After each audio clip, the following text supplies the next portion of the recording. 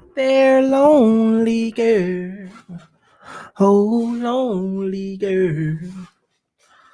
What's up? What's up, YouTube? It's your main man, AB the Hero, back again with another live stream. It is Wednesday night by 9:30. And we got some stuff to talk about, man. Um, that's why my thing. Hold on one second. We got some stuff to talk about. I need to plug my computer in. That boy die. All right, here we go. We got a few things to talk about this evening. We have some conversations with free agency or trade rumors in the NBA.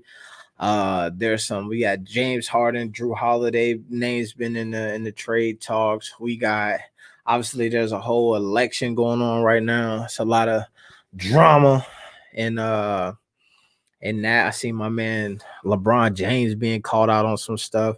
Obviously, we're gonna have some folks come through and jump in here and we'll kind of go down that rabbit hole of conversation as well as we always do.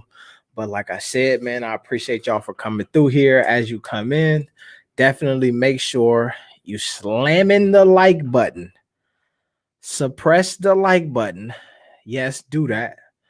And let's get this underway.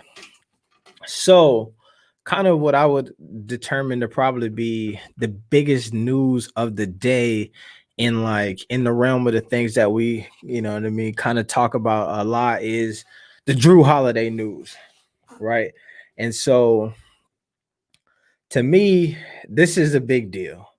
It's a big deal when we think about and we have conversations about the Pelicans and the Stan Van Gundy hire and what Zoe's next season is going to look like. What's it going to look like for Zion? I think that this Drew Holiday deal, the whole Drew Holiday is on the market now and it's official. And I always say this to you is that when we hear about something, it's because somebody wants us to hear about it, right? So the Pelicans could put Drew Holiday on the market and trade him and do all of that stuff, and we would never know about it, right? But for some reason, this information leaked, and as a to my knowledge, the trading deadline and all of that stuff is still. This is all preemptive of after the draft. Then they'll start making all of these moves, and we'll see free agency go down, and shit'll be bananas. The end of November through December is going to be crazy, kind of news and stuff coming out of the NBA.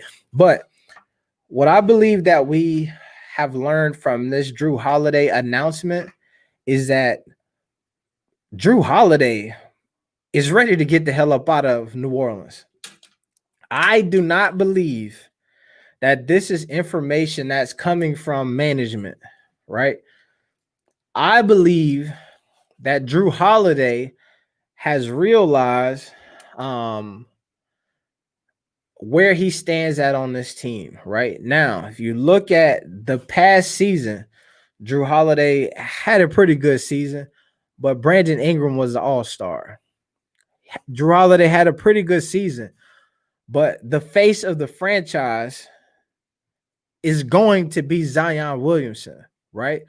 And so now when you look at his usage rate, right? So you take Drew Holiday, a guy who's been in New Orleans, rolling with Anthony Davis, was the number 2 for a while. Anthony Davis leaves. You think that elevates him to number 1.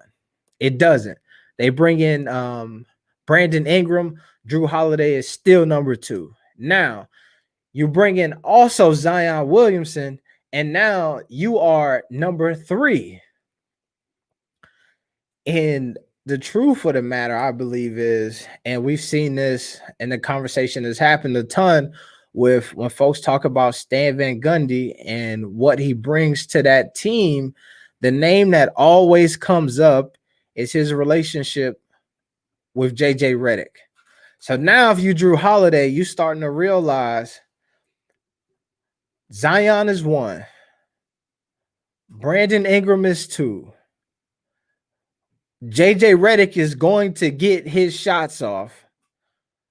Where do I stand at? Yes, those guys all on the team makes for a good team. But if you're an NBA player and this is supposed to be your franchise for years and years and years, you've been there riding with them, and now all of a sudden you third, fourth option, depending on who on the court, depending on what other pieces they pick up in free agency and all of that stuff. So to me, I believe that the Jrue Holiday situation and the reason why we know about it, right? Because yes, like my man Sports Inside Angle says here, Jrue Holiday is a good piece if you trade or keep. That's a fact. While that is a fact, you have to then realize that Jrue Holiday, your personal value is the one that's about to take a hit. Last season, things were smooth because you and Brandon Ingram got to run that 1-2 punch while Zion wasn't there. Last season was smooth because on the offensive end, we seen Lonzo Ball be able to push the ball up the court, but he wasn't as demanding on the offensive end when it comes to scoring. Now, what the front office wants from Lonzo Ball, I'm sure, is, bro, you got to be more aggressive. If we're going to run this pick and roll with you and Zion, you got to be a threat. You need to get more shots and you need to make more shots. Jrue Holiday, your value diminishes in that style of play. So to me, I believe that this whole Jrue Holiday situation will help the Pelicans acquire a pretty good asset for sure.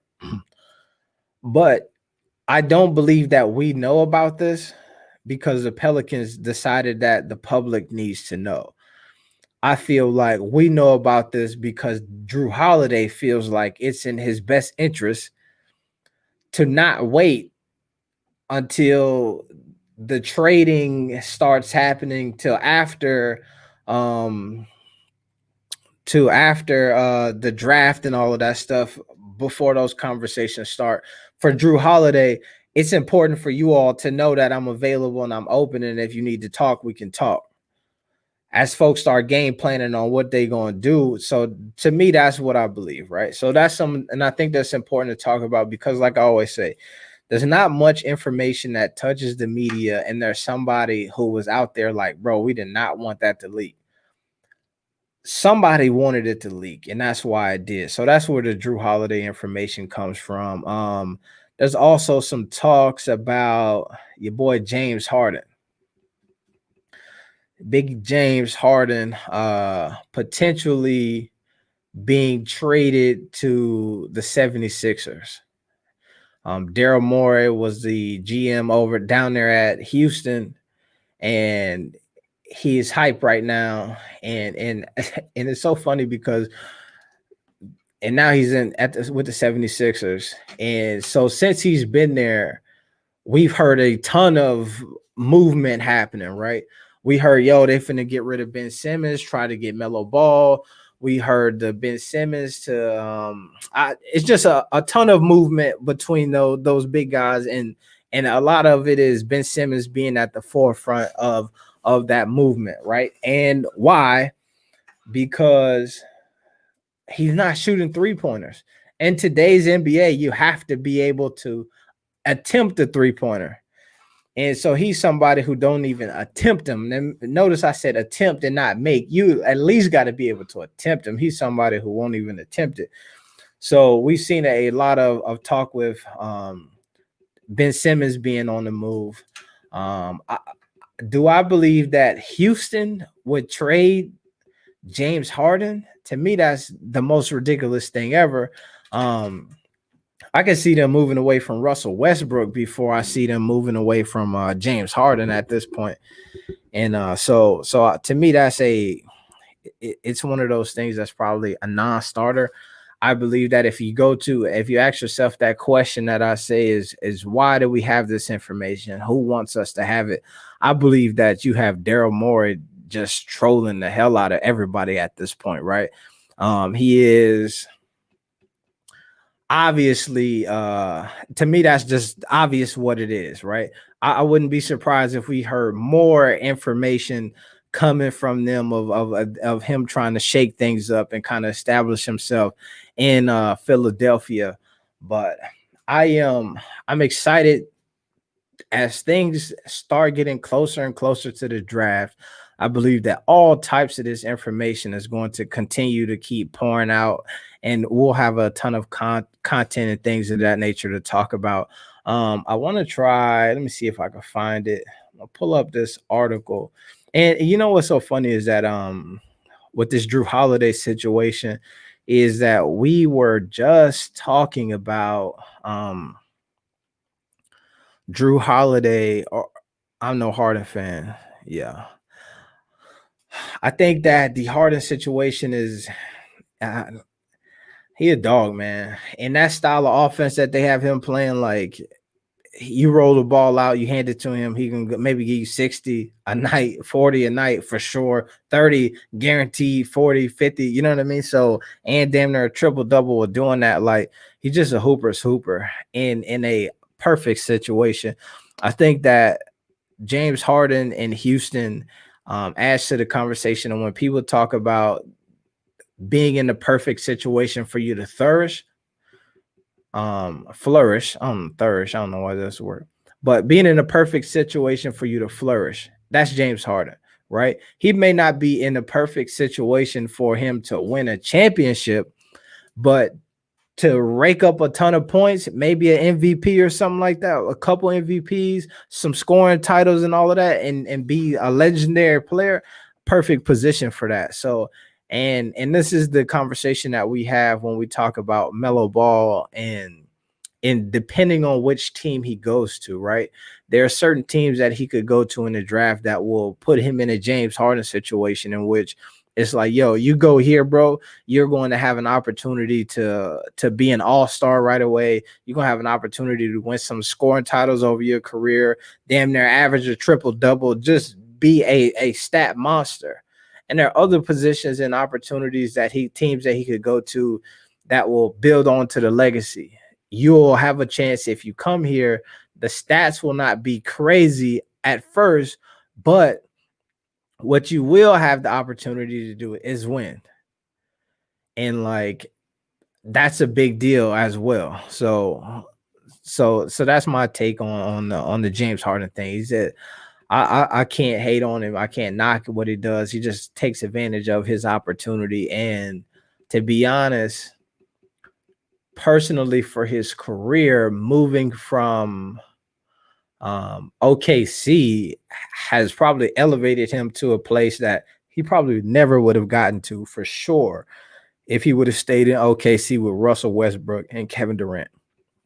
That team would have been a dynamic team who would have probably ran off a few championships if they stayed together. I wonder if like later on in their careers, how many of them will actually, if the three of them will regret kind of not sitting there and building together, because I know that Tracy McGrady, I don't know if you remember Tracy McGrady and Vince Carter. I don't know why I said no, don't know if you remember. I'm sure y'all remember.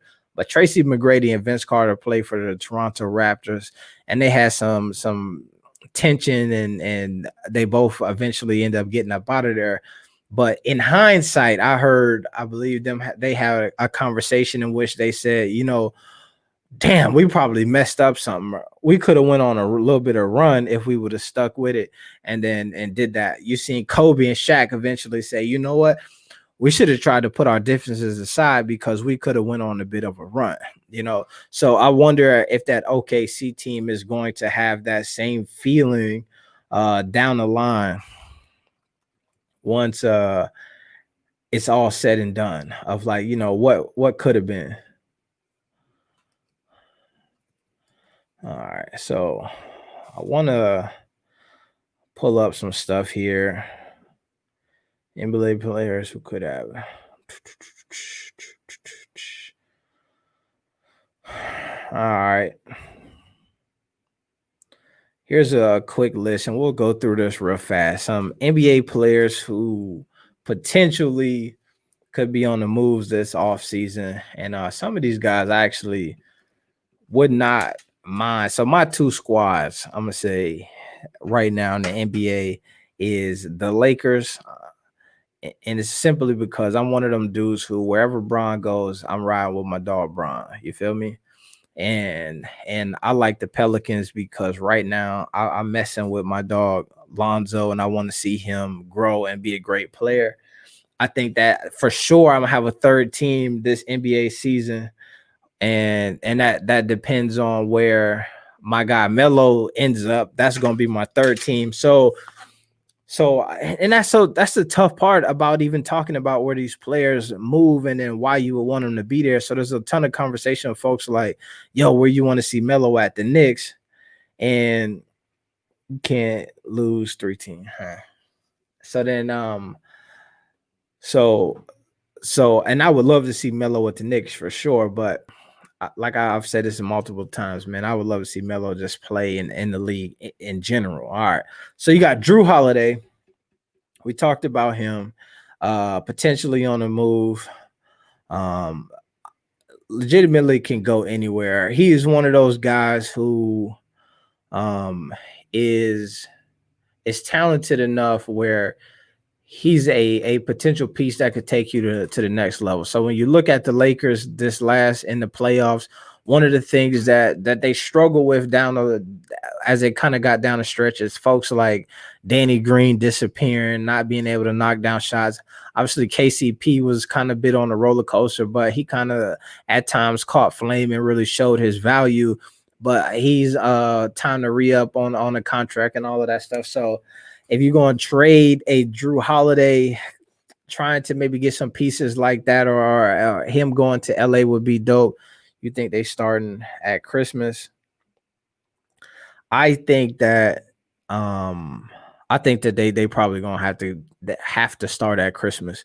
I think that what you see with LeBron, um, being probably the main person who's like, yo, bro, I'm not doing it. And they gonna have to listen the same way when they talked about going to the bubble. Pat Bev said, if LeBron's going to the bubble, then we all going to the bubble. You feel me? So LeBron is going to play, then they all gonna have to play. So once they twist his arm and make it so he got to play, then it's gonna be what it is. You feel me? Or they're gonna have to work something out with him and in a way to keep everybody else motivated. I actually heard this thing where Jalen Rose talked about this, and I feel like this could be interesting. I think that the issue is not necessarily for some of these players, like when you start the games, but like if the games start on the 22nd, then like training camp has to start like damn near at the beginning of December. And if training camp starts at the beginning of December, then now you have a kind of really condensed time between the last time they played in the NBA finals to that moment. So that, even if you think about that, right? So the draft is the 18th, so you got 2 weeks, and then everybody is literally starting to play basketball. Like that's not what we typically see.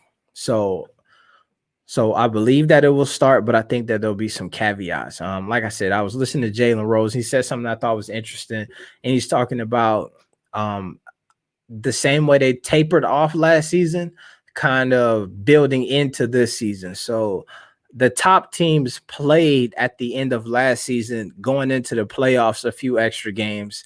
And then so those teams that didn't play, giving them an opportunity to play a few extra games at the beginning of this season as the teams who played later into the season kind of trickle back into the season. So I don't know if that's some type of play-in tournament, if that's some type of preseason basketball that they could end up doing. So I feel like those would be kind of cool things to do in order to build into this season. If you have to start early, if you need the 72 games. And the truth of the matter is, it's all about the TV money, right? So the reason why they want to start the season when they want to is because the Olympics is this upcoming summer, and the basketball season is not trying to run into the Olympics.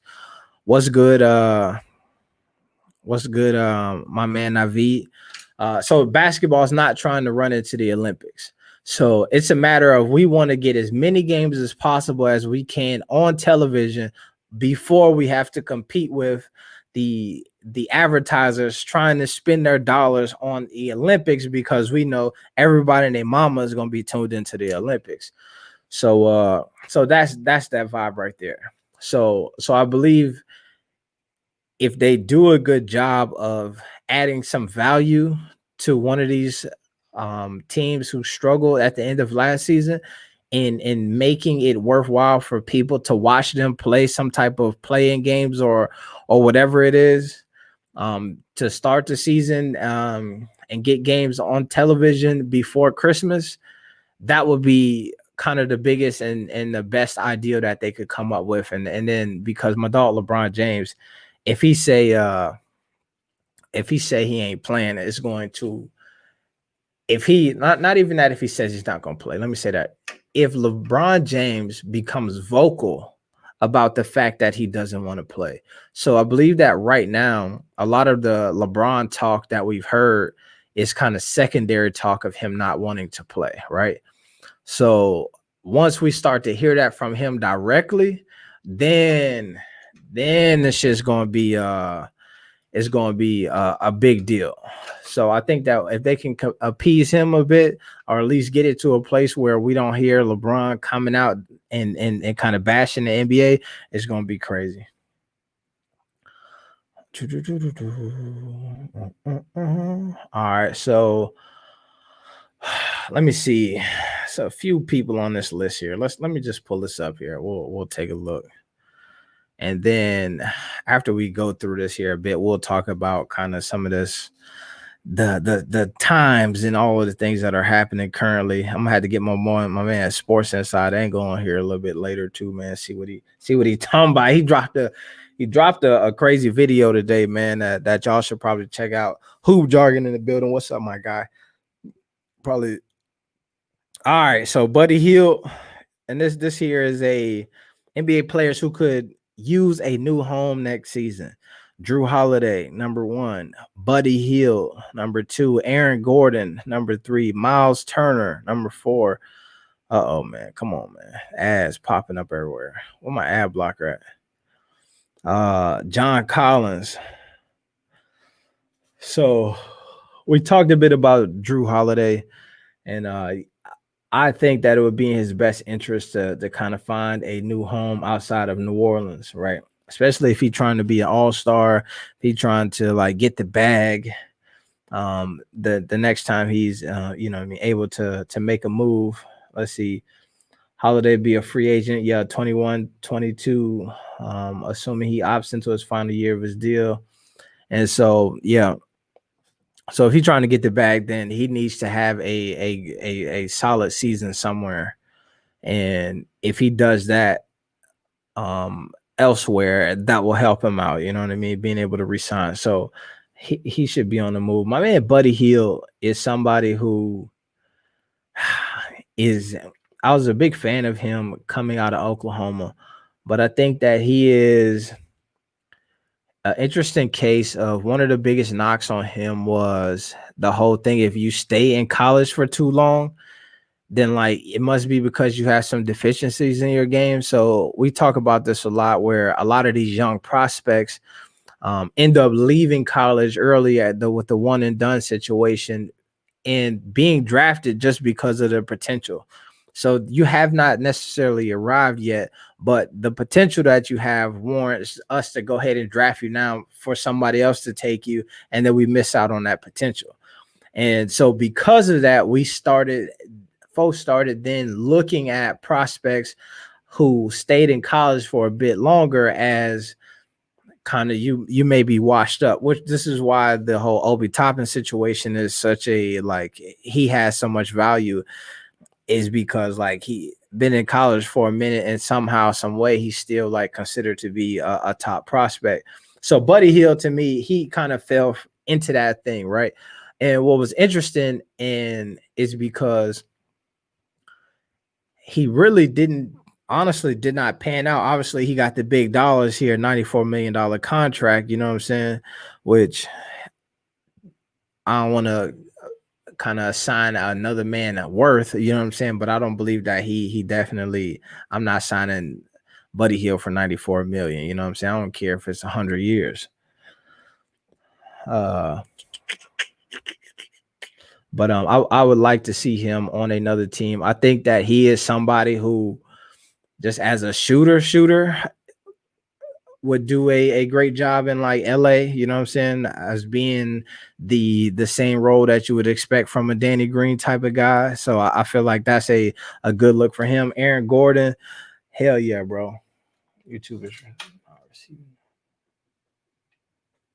experience and buffering. All right, yeah. Put on Sports Inside angle. Put on Sports Inside. Y'all want my dog Sports Inside to jump on? What's up, my guy? You trying to hop on here? And so let's see. Agreed. Buddy Hield is pot right fools. Go to lead the team. Yeah.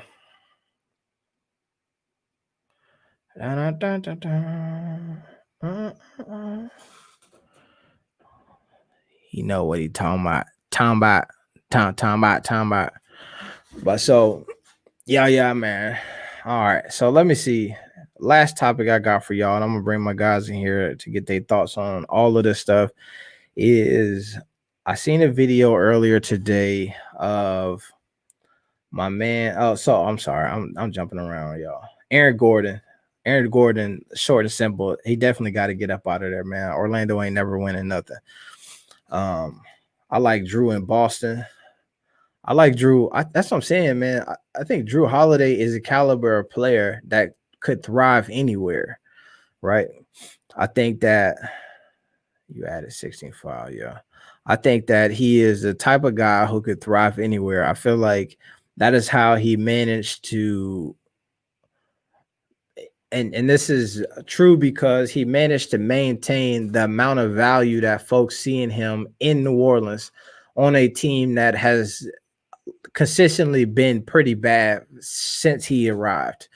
And even though he has not been like a gangbuster and they've started making the playoffs and all that extra stuff, what you've seen from him, though, is that, like I said, a consistent value on him, right? Folks don't think that Jrue Holiday must suck because the Pelicans suck. So they love him, you know. So I think that you could put him anywhere and he's going to be a dog and be a decent player.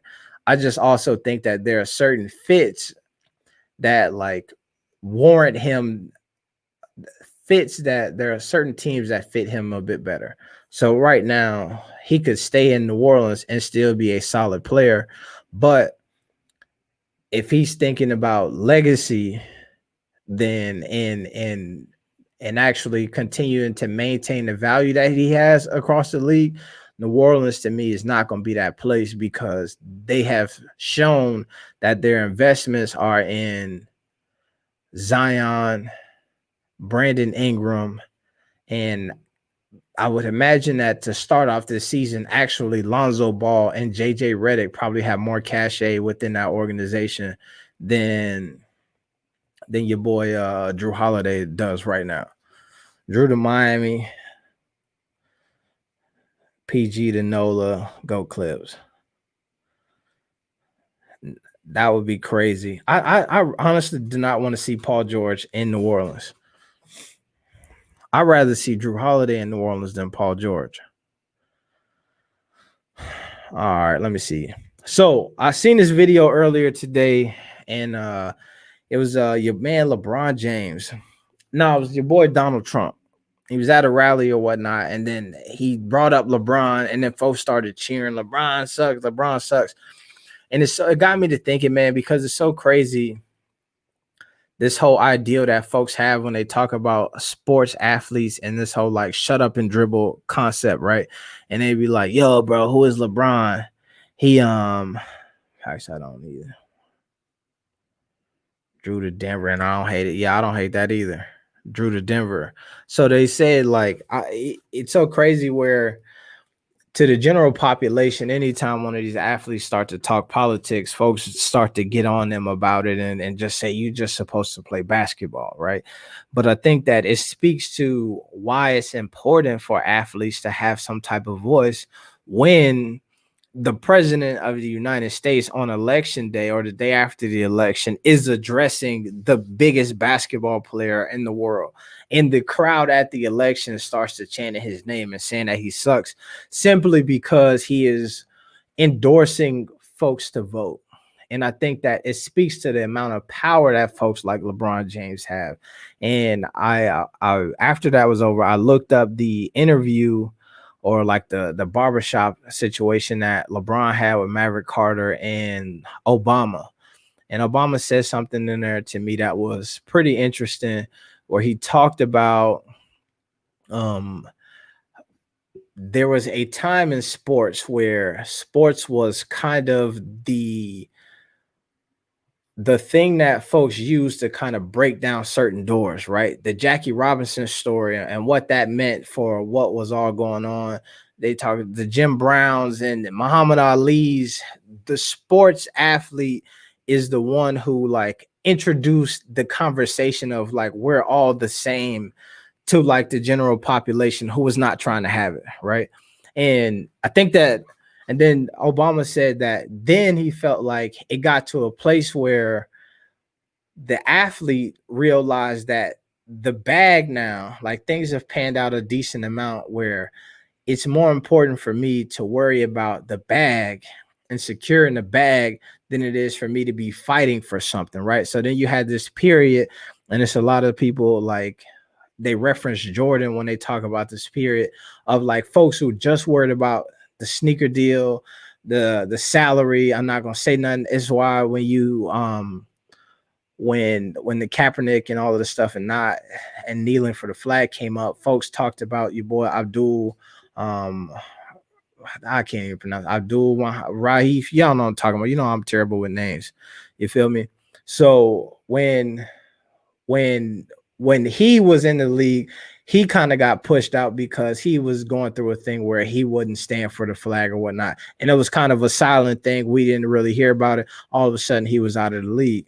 And then so fast forward to today, where you have these athletes who are now kind of pushing that culture forward outside of basketball. And we start to see where the power that these athletes have always had when it comes to politics is now back on the forefront because the president of the United States at his rally has to openly address continually like athletes. You've seen that with the Kaepernick stuff. You've seen that with that. So to me, I feel like we're just at this interesting time when it comes to sports and basketball. Yeah.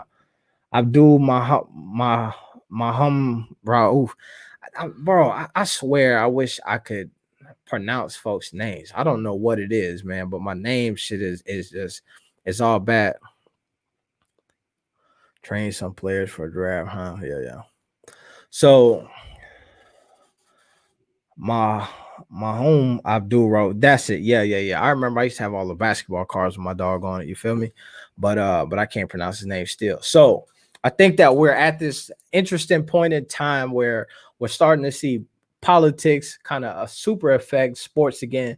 And then I think also it really speaks to our country and kind of like how crazy we are, where you could be a straight up citizen of the United States, pay a ton in taxes, and then folks will tell you that you can't even use your personal platforms to speak about politics because that's not why they follow you or that's not what they want you to do, right? Sports was slash is a bridge. That's a fact of Mundo. Sports, it just is, and I think that I was listening to a few different things, and I'll tell a bit of a personal story here too.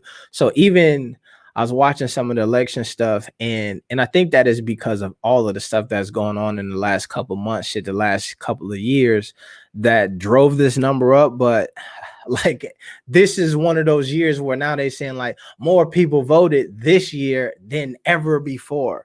And then when you look at the numbers, it's damn near split down the middle, like 48, 49, 48, 49, 48.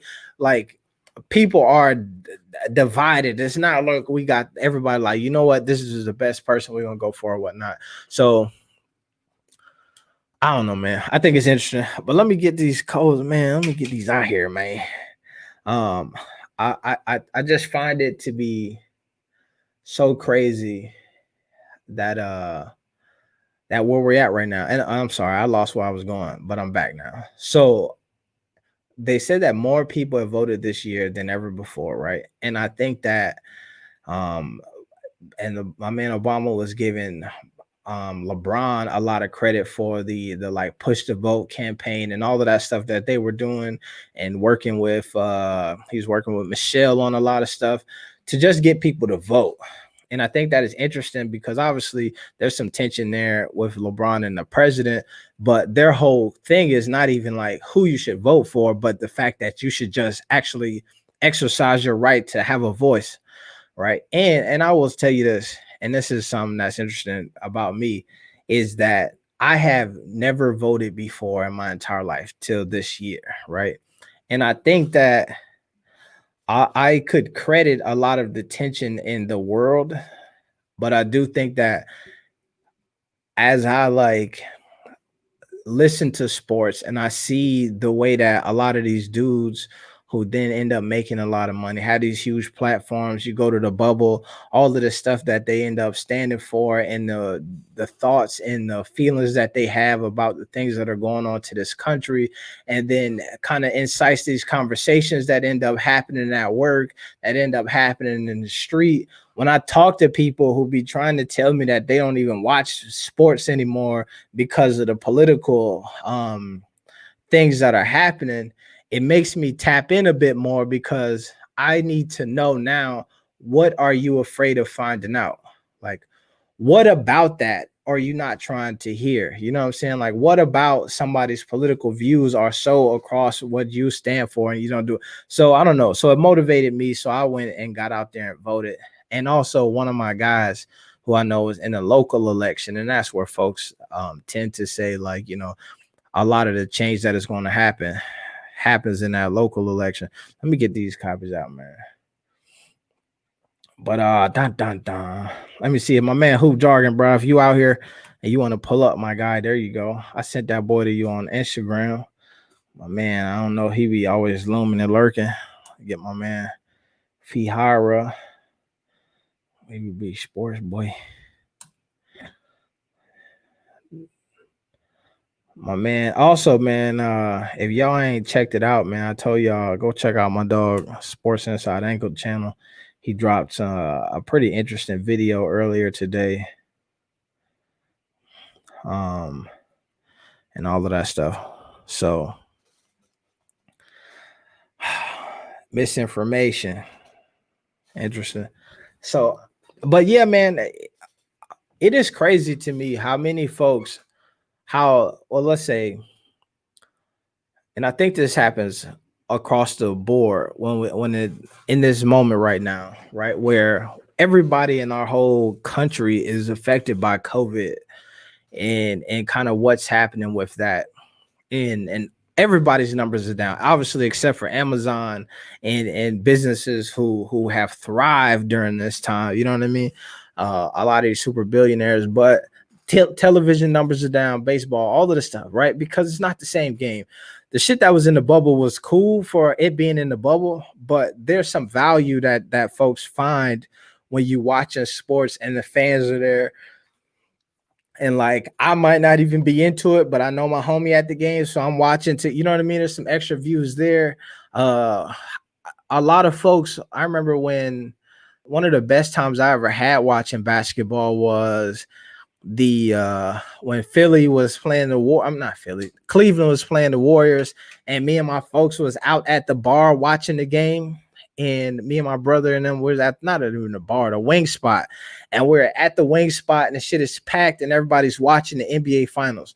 Those are things that really wasn't going on this year. So there's a lot of things that affect the numbers for sports and television just in general, right? Even the shit I was watching The Bachelorette the other night, and it took them so long to be able to put a season on the air because all of the hoops and things that they had to jump through just to be able to make that happen. So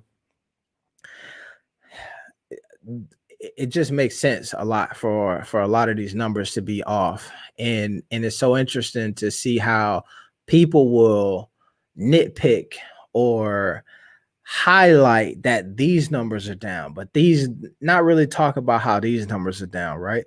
It's in all of this sports shit that's going on in the middle of an election and debates happening, all of this stuff. So it's a lot going on, man, and it is just one of those things that I feel like it just speaks to where we're at right now. It's a bit nerve wracking. It's kind of scary, but it just is what it is. Let me see. Yep, I had a vid, haven't had a chance to watch it yet. Gonna check it out. Yeah. Check that boy out. Interesting stuff. Interesting stuff, man. But let me see. Let me see where you stand at. Where you stand at. Mahmoud Abdul Rauf. Mahmoud Abdul Rauf. So it's a few different wild things happening in the sports world right now, man. Let me see. Hey, I am about to upload this video once this is over though. Of during our last call, I think we had the little bitty panels, a few folks left in it, and we talked about Shaq. Shaq had put up this his all-time team or whatnot, right? It was him, LeBron, Iverson, Kobe, and Jordan. And he talked about how that team wouldn't lose to any other configuration of 5 NBA players. And the thing that we ended up talking about, you saying that dude's name sound like a spell. Oh, yeah. So we talked about the different. He's talking about how it was basically his team versus the field. So any other 5 NBA players couldn't touch them. And so one of the questions that we ended up talking about was if the prime, like Chino Hills, prime, what is it? And when I said prime Chino Hills, I wasn't talking about like prime at the high school, like those guys, but like in the event that the Lonzo Ball that is supposed to have his jersey retired, if he actually showed up and his prime ability to pass and play in the NBA, if he was playing against that squad, if the Lamelo Ball, who could be the best Lamelo Ball that we would ever see, like where would he be able? How would he be able to fare versus that squad? The big O, Mecca, or Yonge, or Oka. Man, I swear, bro, I cannot do these names.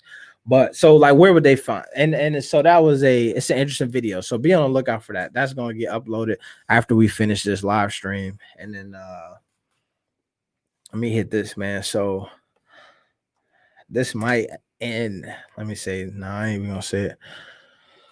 So I almost hopped on here and was gonna say, like, yo, this is gonna be a short one. But every time I say that, I jinx it. You feel me? So we really might be able to get this one into a short one this evening, man, which would be dope. Ooh. All right, let me pull up. Let me see. Stop. Was that? Oh, no. Okay.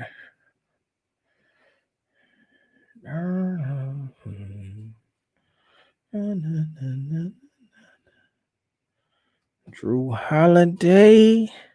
So what are y'all thoughts, man? Let me know. Let me see. I think somebody said, I think Houston Rockets should think about trade some of those players for some draft picks this year. I think it would be interesting to see where the Houston Rockets. Yep, I know who you're talking about. The big yeah. I think it would be interesting to see who the Houston Rockets or how they position their team kind of moving forward, right? So right now we know that small ball thing was what they were trying to do a ton. Obviously, Mike D'Antoni is gone. Morey is gone. So like I feel like they got a decent amount of pieces where they don't necessarily need to rebuild, but they definitely need to retool and kind of figure out what their identity will be moving forward. I did see this today, and I actually probably should have put this in the title and on the docket to talk about, but I forgot.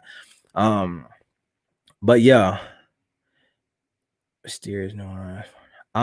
It is it's interesting. Your boy Devin Booker is trying to get up out of Phoenix. He is also one of them dudes who is in one of them situations where it is it's a it's a great opportunity for him to be a stat guy, to be James Harden, to be Dame Lillard, to be on a squad in which you're going to score a lot of points. You're going to be an all-star. You have an opportunity to be a scoring champ. And to be real with you, being an NBA scoring champ in this era is going to be one of the hardest things to ever accomplish because damn near everybody can go off right now. So, but this is Devin Booker. He's in that situation. He can do that if he decides to stay. You could be a scoring champ, bro. You could go off, but we're starting to see him get to a place where that shit ain't enough.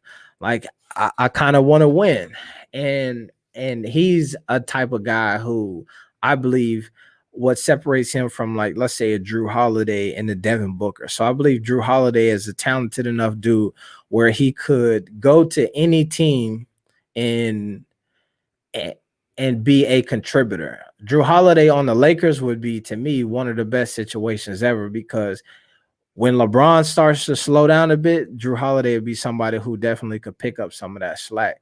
But I feel like Devin Booker is the type of guy who you put him on a team and you become a contender type of talent. You know what I'm saying? My man Sports Inside Angle in the building. What's up, my guy? What's up, man? What's up? What's up, man? You all right? Here? Yeah, let me see.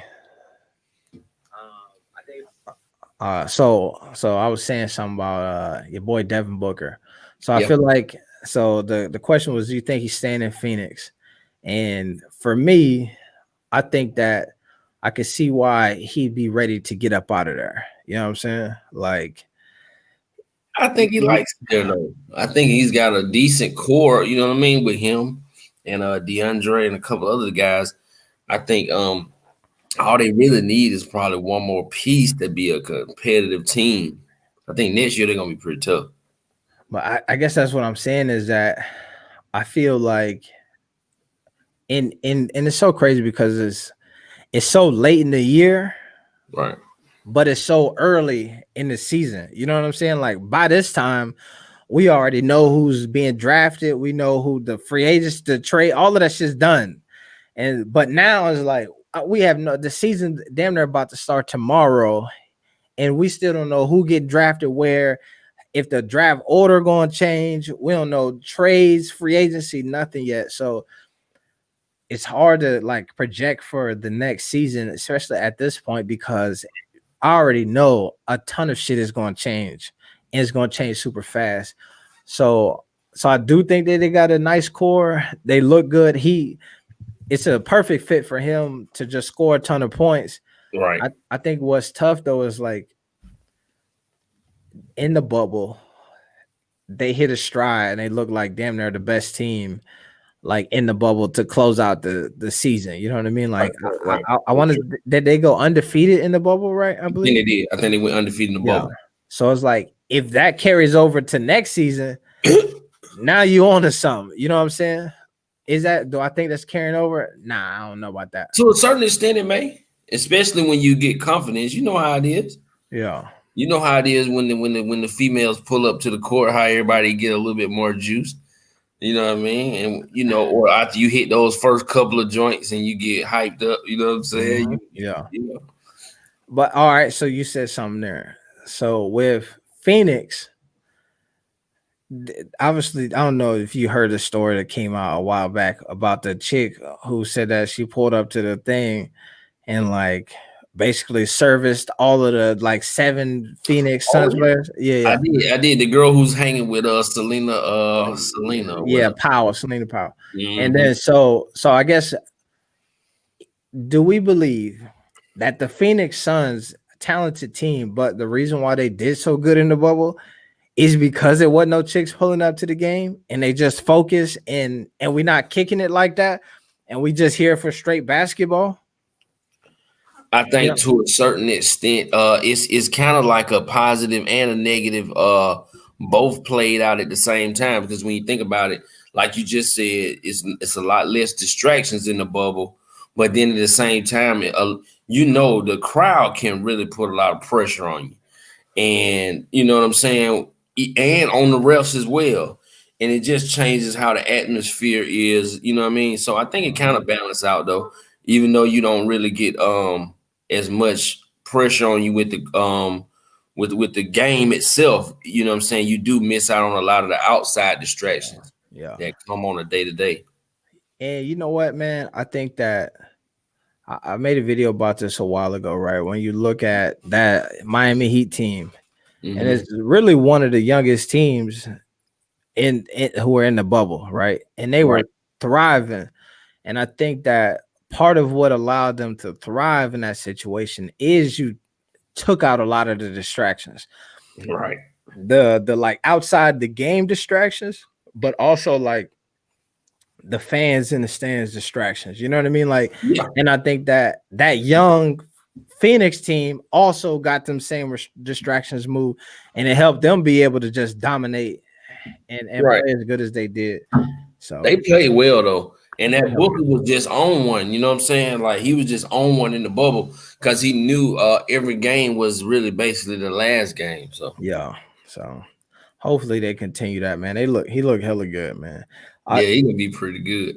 What do you think? So in the bubble, I think that to me, I would say there's three guys who arrived.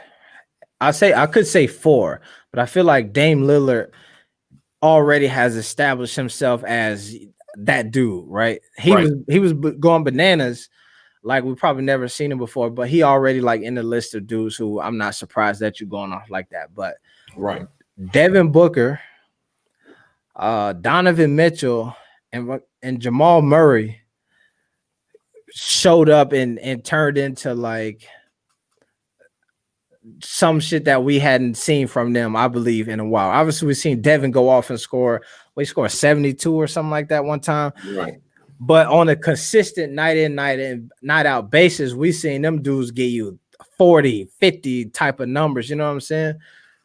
Do you, out of those three cats, who do you think is like the real deal? Like the guy who that would just wasn't some fluky bubble perfect situation. You had 4 months off, you came back hella rested. You know what I mean? Like type of Right. guy. Is there one of those dudes who like, no, actually that is gonna be you? So when I look at it, I think when you look at like, okay, first of all, Donovan Mitchell, right? I think he's like a mainstay, but I don't see him being like a superstar. I think he's gonna be always like an all-star player. You know what I mean? Like that second crust of guys. Now I could be wrong, but that's what I see from him. And then when we talk about Book, I think he was all like you said, he was always kind of, right there as a scoring machine, but he wasn't getting any dubs. I think the highlight was more so now because he was getting dubs in the bubble. But then when I looked at Jamal Murray, I was like, man, I've been watching him because he was one of the guys that I was comparing Lonzo with every year when Mhm. he was, when every time they competed, I wanted to see that matchup, you know what I mean? Murray versus Ball. Yeah. And sometimes Lonzo would get the best of him, and sometimes he would get the best of Lonzo. And so I've seen this growth, and so right now I think Jamal is probably the one who next year you can expect to probably stay somewhere around the same level of play. Mhm. Um, did you? I don't know if you heard this. I watched this on what's the coach? He was the coach when Devin Booker was at Phoenix. Earl Watson, I was watching it too. Okay, I was gonna ask you about that. Yep, I saw yeah, it. And he said right. he let him go, right? He gave him an opportunity to go. Yeah. That, but then he talked about that same draft. I believe the same draft, or like the draft that, but Murray and Mitchell, not Mitchell, but Murray and I think he was talking about Jason Tatum and Murray or whatever, but he talked about Murray specifically. And he said that Jamal Murray like has been meditating his whole life. Did you see this clip? Yeah, And he's like he know how to like keep his block it heart out. rate down to like like death levels. You know what I'm saying? Right. And to me, I was like, yo, that's crazy. And so I could see, because of that type of, if he has that type of consistency, just like to be able to channel his own energy and emotion, like I could see how that may allow him to kind of continue what he was doing in the bubble, as like he finally, because it looked like he just hit a level of, because what's also crazy about what they were doing is, especially him, is that's the NBA playoffs, right? Right, exactly. So that's like the best shot. This is also when people talk about why the playoffs are so hard. It's like, we're scheming against you. We're going out with the intent of like, we got 3 days, we finna shut you down. And he was still like able to go bananas. So I feel like, hold on, this is something nobody really wants to talk about. They took out the Clippers. Yeah. They came back from a 3-0, from a 3-1 deficit, man. You know what I'm saying? And took those boys out. That's the stuff people really don't want to talk about. Nobody really talks about. He that's a fact, man. And he looked good. It wasn't like like we barely did it neither. Like, nah, it was like giving me the business. That last game, he looked like they really put their foot on their neck type shit. You know what I mean? I was like, glad we didn't have to see them in that round, because I felt like I knew the Clippers was gonna zap a whole. I knew whoever won that series was gonna get a bunch of energy zapped from them. You know what I'm saying? With that series, and I felt like by the time they got to us, nobody was gonna be at 100%, and that would give us even more of an advantage. Yeah, he talking about that same like Earl Watson clip where he was talking about unleashing Book. Oh, right. They wanted him to play Brandon Knight, and he was like, "Nah, man, I ain't finna do it." Who it was? And he had just gotten a nice contract too. Brandon Knight. It was Brandon Knight, and the other point guard was I want to say, was it dude? He play in Milwaukee now. Is that the right guy? Bledsoe, yeah, right. It was Knight and Bledsoe. Maybe so. Hold on one second. So. All right. So yeah, I seen that clip too. Yeah, they were trying to get him to play Brandon Knight. He was like, "Nah, I'm finna let D Book go loose." But that's also a dope little clip if you haven't seen it. It's that Chill Gill podcast, man. I really like listening to it because they end up just giving a lot of game on there, and folks talk about a different side of basketball that I feel like you don't really get. You know what I mean? They're not debating so much who is like the best and all. I mean, they have those conversations, but I think that they go into like the X's and O's a bit, but they do it in a kind of an entertaining way, and also in a way that you probably never had thought about it before. So I think that, so to this question here about these three, I do believe that Jamal Murray is probably going to be that guy. I actually believe that Donovan Mitchell, I can see what you're saying about him, like being that like second, third tier type, like that being his ceiling. You know what I'm saying? Like, let's say if you got the LeBrons, the Kawhi, right. Like, let's say if you got the echo going. Kawhi, right. Like, let's say if you got the echo. There you go. If you got the LeBrons, the Kawhis, then you got and the Giannis's, then you have the next tier down, I believe, is like the James Hardens, the Russell Westbrooks, and then you get and maybe Kyrie. I say he up there with them, and I think that the Donovan Mitchell is kind of on that level where I would put like Paul George. You know what I mean? Where you're a superstar, you're a guy who, if we get you on this team, you're going like a Bradley Beal, like it's gonna matter. Like you're gonna be. Hold on, I don't want to categorize Bradley like that yet. You of where? Like in that pocket with Donovan them, I think Bradley definitely has the potential to be like a championship type guy. This is what I'm saying. I'm saying that this level is a championship level, but it's not the level of, if we just get you, you're going to change our franchise. it's like you would be an integral piece of changing it. If we get you and somebody else, we're gonna be there. So it's like when they got Kawhi and Paul George, it's like, oh, now we got something. When we got Russell Westbrook and Paul George, it's like, oh, now we got something. But you're not the type of guy who we like, oh, we got Paul George on our team. We about to win. We about to win, right? Yeah, you need somebody else. I feel like Donovan Mitchell is gonna be like that type of caliber player, kind of. Yeah, can't carry a team, but he can definitely help to pull the load, a big portion of the load. He gonna be that. Yeah. So, so now I'm excited, man. I think that what's going on with the NBA next season is gonna be crazy, man. Hell yeah, it's gonna be real crazy. Because number one, I mean, I think this might be the toughest championship, the next one coming up. Because think about it. If they go right back into the season, that means your body has to go right back into full work mode.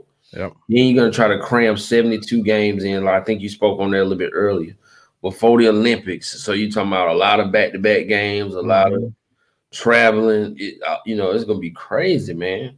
And so the people who are focused enough to make it out of that season and take a championship will probably be, a well-tested team.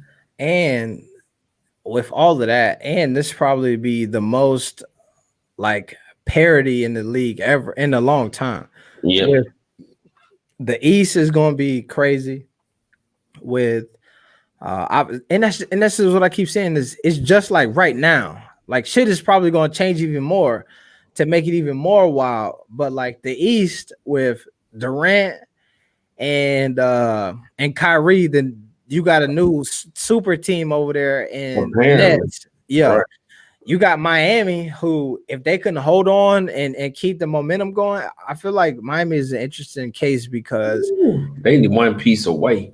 That's what it feels like. Half a piece. But to me, what's so weird is, and I don't know if this is correct or not, but they feel like they still one piece away from even doing what they did last season. Like I'm gonna say this. I think if Tyler Herro takes about 2 or 3 steps forward this next season, it's gonna be a problem. If he adds a little bit more to his game and gets a little bit more confidence, because he was pretty good this year. And I wanted to add him to that conversation of those 3 guys you was talking about as well. Yeah. And he ain't ready for that conversation. More sauce. What you say? We need more footage. Yeah, he ain't ready for that conversation. Them 3 on another level. Yeah, you're right about that. You're right about that. You definitely right about that. Yeah. You definitely right about that. He looked good. He showed some fire though. He showed me like I had like, you know how when you just see certain players, you want to see them as soon as you like give him the ball. I always wanted to see somebody give Kobe the ball. I used to just be like, just give him the ball, even if he was willing. He was dealing though. You couldn't really do nothing with him. I was just like, give him the ball, give AI the ball. You know what I'm saying? Yep. And I feel like that with like Tyler Herro. I like to see him create. I want to see what he's gonna do. Yeah. Now I agree. When he was I was going for the Lakers. So I actually was like, don't give him the ball. He was killing me. He looked good, man. The boy had a layup package. He come in one hand and was going up beautiful. And so I was like, yo, Tyler, slow down a bit, man. You're doing a lot right now. He was doing a lot though. I was nervous for a second. Like if he comes out and they started him, I think in the second game, I was like, if he comes out and he's looking like every game this is what's gonna be going on, we're gonna have a problem. Gonna be facts. I was during that series. He wasn't ready though. Once LeBron ran through his chest, it was over with for him. He was back in he was in the terror dome. It was done for him. It was no longer the bubble. It was the terror dome. Yeah, but see, that's what I'm saying is that's why I paused to really put them in the running for next season. Like I feel like for some reason the shit felt more like a fluke from Miami this year than it did like, yo, y'all might be up to something. The same way to me, like Denver, even though they took out the Clippers, they won some tough series. It felt like but could y'all do that again? Like, Yeah, I don't see Miami necessarily making it back to the Eastern Conference. They could, they get an extra piece, I feel like, but as currently constructed, it right, feel like, damn, I don't know if y'all got that in you. And I could be wrong, but right. that's just it's just the way it felt. Like the same shit. Like the Nuggets, Jamal Murray, I feel like he gonna arrive and he could be like trying to play himself into maybe being an all-star or something, but I don't know if the Nuggets is that good to go back to the Western Conference Finals. You know Probably what I'm not saying? this year for sure, because I'm sure this season took a lot out of them, and everybody's gonna want their money now, and so the focus probably won't be as That's strong. crazy. As, they were questioning for something after they beat Utah. They're like, oh, you know what I'm saying, we could do something, and then they Yeah. rolled the Clippers up. People are not talking about that. I think it should be more conversation about, because everybody had the Clippers, ping to be Yeah. like, you know what I mean? Like Yeah. it was almost for sure they're gonna beat the Lakers, or Yeah. at least they were gonna meet the Lakers in the Western Conference Finals. Yeah. That was, I feel like, yeah, there's so many compilations of all of these like blue checks and folks from ESPN and FS1 and sports commentators picking the Clippers throughout the entire season. The entire season. Like and doubting LeBron harder than ever, and which is, and it's also the thing that I felt like was the craziest is when they said that the Clippers were going to win because they had more of a dog and they're more mentally tough, and then they get to the bubble and then prove to be one of the least mentally tough teams in that environment, and the Lakers end up being coming across as probably the toughest mentally tough team, you know what I'm saying, to kind of withstand through all of that. True. So yeah, no, that's crazy though, man. But so let's see, what's your take on this Drew Holiday situation? So yeah, I think now, see, my real opinion is if he does leave, that puts Lonzo in a better position to be able to feel comfortable about his job. You know what I'm saying? Mhm. Because most likely, if they move Drew, they're not gonna move Zoe as well. Yeah, no, it's true. So but I'm gonna give you my real opinion about Drew Holiday. When I look at him, he's a productive player. You know what I'm saying? He's a good player, but it's kind of he's like the kind of player where it's not a lot of structure to what he's doing. You know what I mean? It's not a Mhm. lot of structure to it, but he can get wherever he wants to get on the floor. He's a good defender. He's high energy. You know what I mean? And I mean the numbers you really can't. You know what I'm saying? Like, but he's gonna take a lot of shots. And the crazy part is he's gonna make quite a few of them. So Yeah.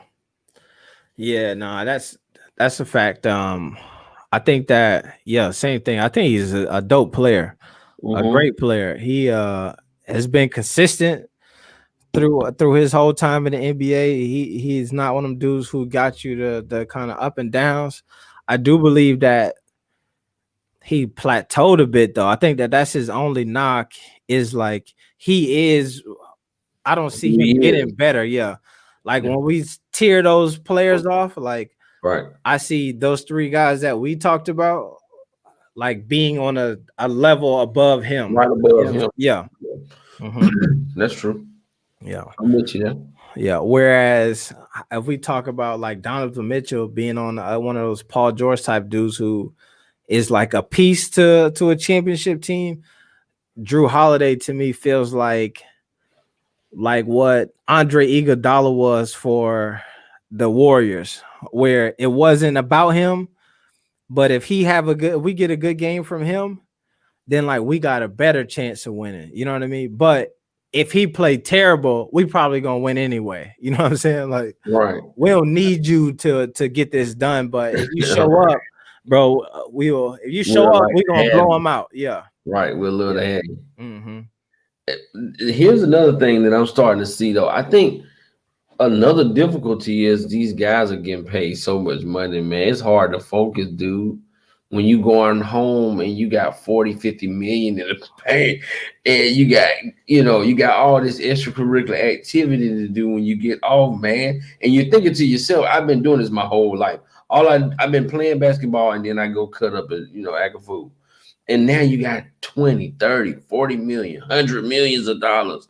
And somebody's telling you to stay focused. Somebody's telling you to keep your head in the game. It's very few people that can do it, man. Yeah. With that type of access, you know what I'm saying? Mm-hmm. 40, $50 million at a time, man. Yeah. And to your point, man, you also get that money, like you said, it's like hella young.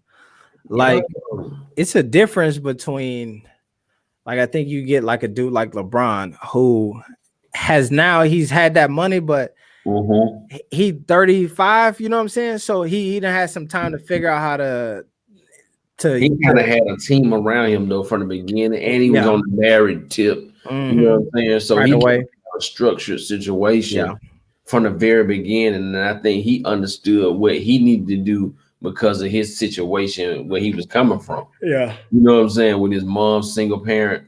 Yeah. You know what I mean? But most of these young fellas, they not expected to be the chosen one. Yeah. You know what I'm saying? This is to that point, bro. This is some they still getting crazy money. Just a mid-level player, 50, 60 million.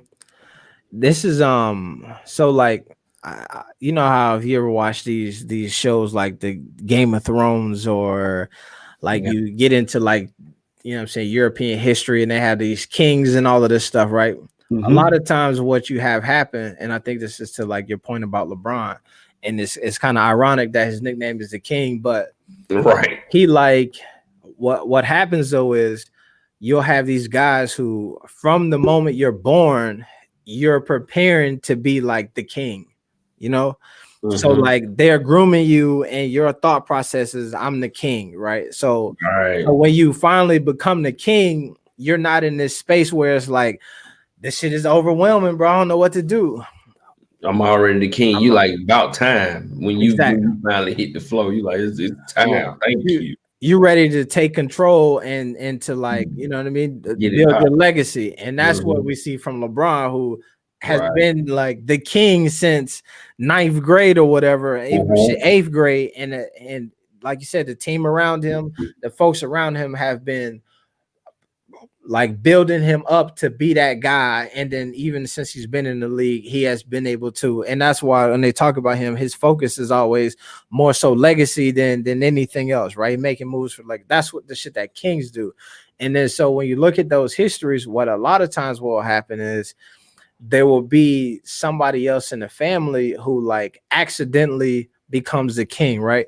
The son who was supposed to be the king like ends up dying randomly or getting excommunicated, giving away his royal rights or whatnot. And then the random ass uncle, cousin who like always wanted to be the king, but it wasn't preparing to be the king, take over. And then that be the person who like crash everything. Exactly. They throwing parties, they spending money. Somebody else done stole half their power. It is exactly, yeah.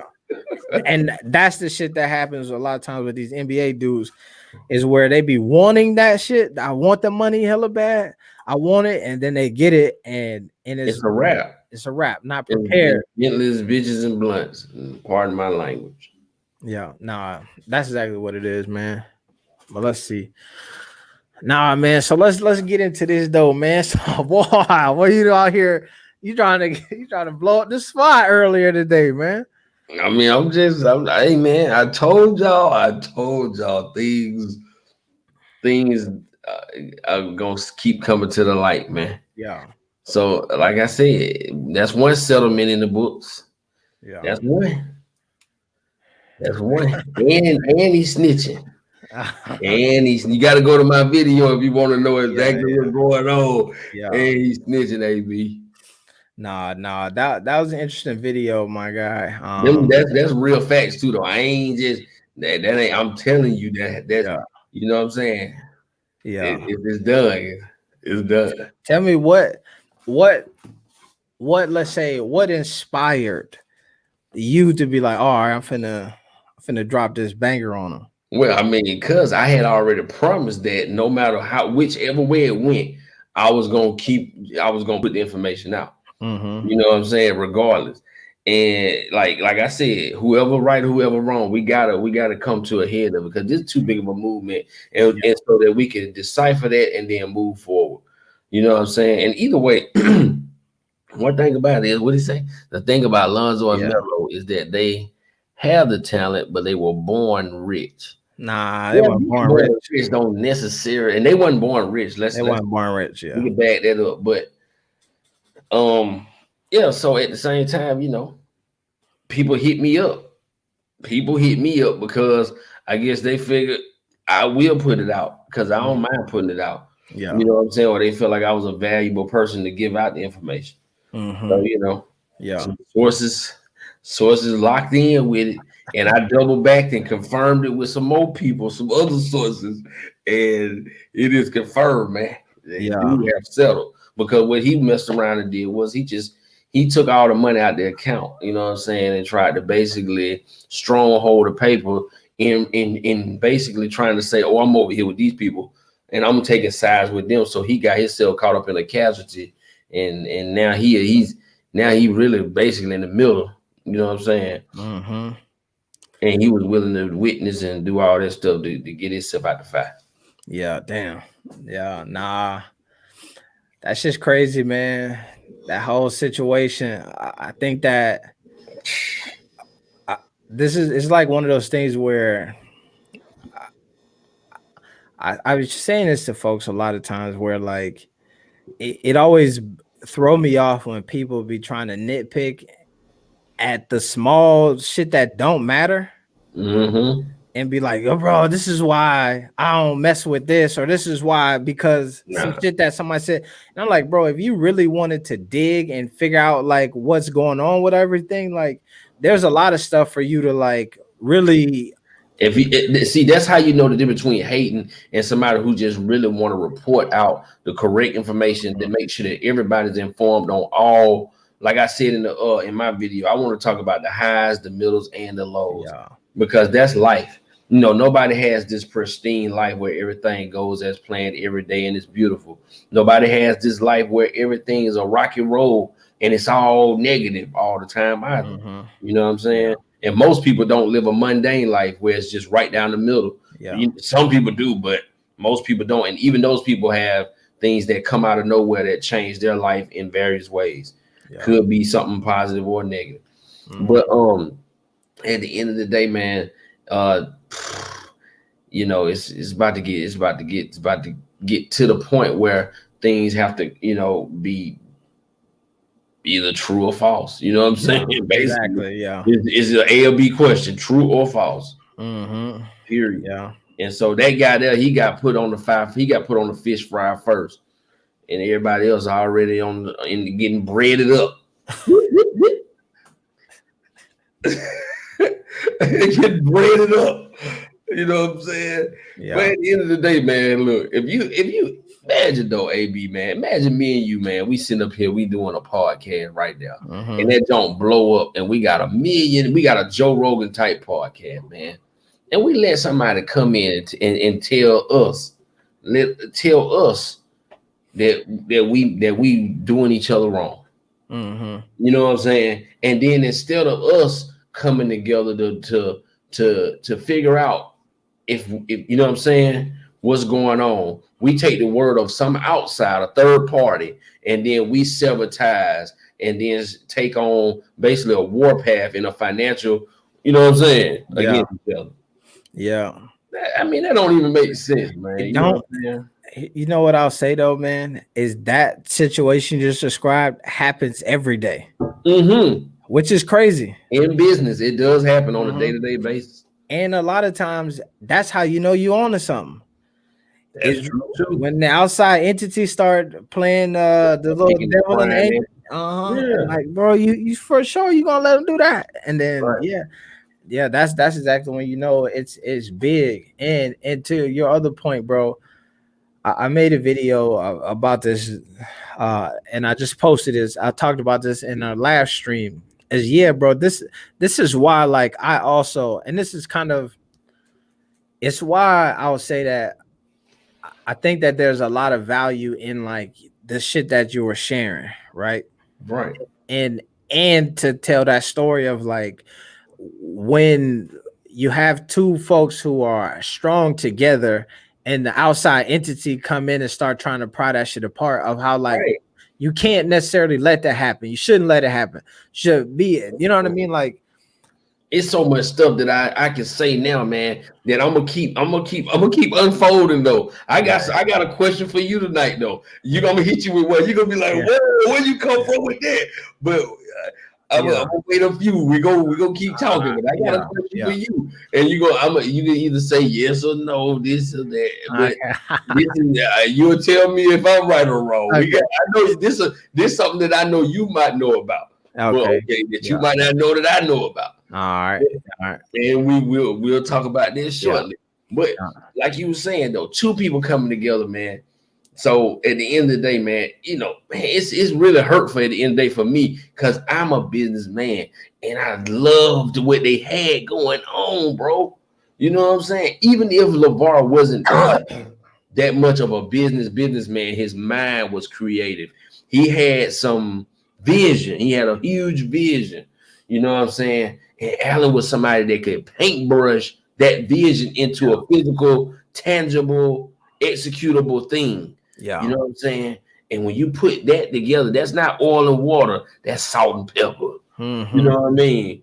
And you Yeah. sprinkle that on some shit, man. You know what I mean? And that's what they had going on, man.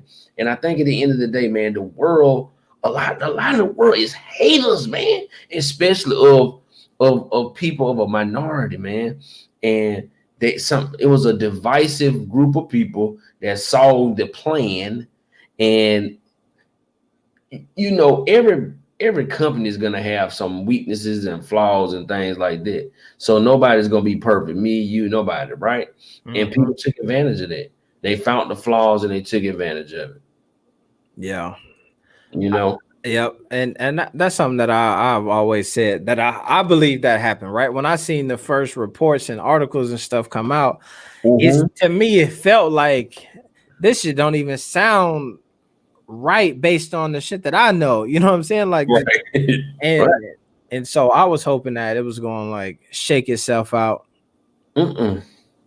Because it also plays into how other people's egos and stuff play into stuff too, though. Mm-hmm. Yeah, I mean, I don't want to go too deep into where people who because I don't really want to try to bash nobody's character because at the end Yeah. of the day, we all still brothers. You know what I'm saying? Like we Fact. all still, and I want to lift people more than try to tear them down. But the facts are the facts. If you're doing some BS, man, you got to stop it. You know what I'm saying? You definitely have to be put on blast for it. You Yeah. know what I'm saying? And that's basically what happened, man. Some BS went down, man, and they basically took down a $1 billion, multi-billion-dollar potential business. You know what I'm saying? Because this probably would have been what, the fifth year right here, and that's right around the time when companies start to get to that maturing stage where you can go ahead and start getting ready to go down to Wall Street and try to make you Mm-hmm. a public offering, do some underwriting packages. You know what I'm saying, and Yeah. start trying to get your IPO going. Yeah. You got Mhm. just imagine now you had your youngest son getting ready to be probably the number one pick this year, going into that fifth year, trying to execute an IPO for an apparel brand with, oh man, it would have been crazy. But Would have been you know, bananas.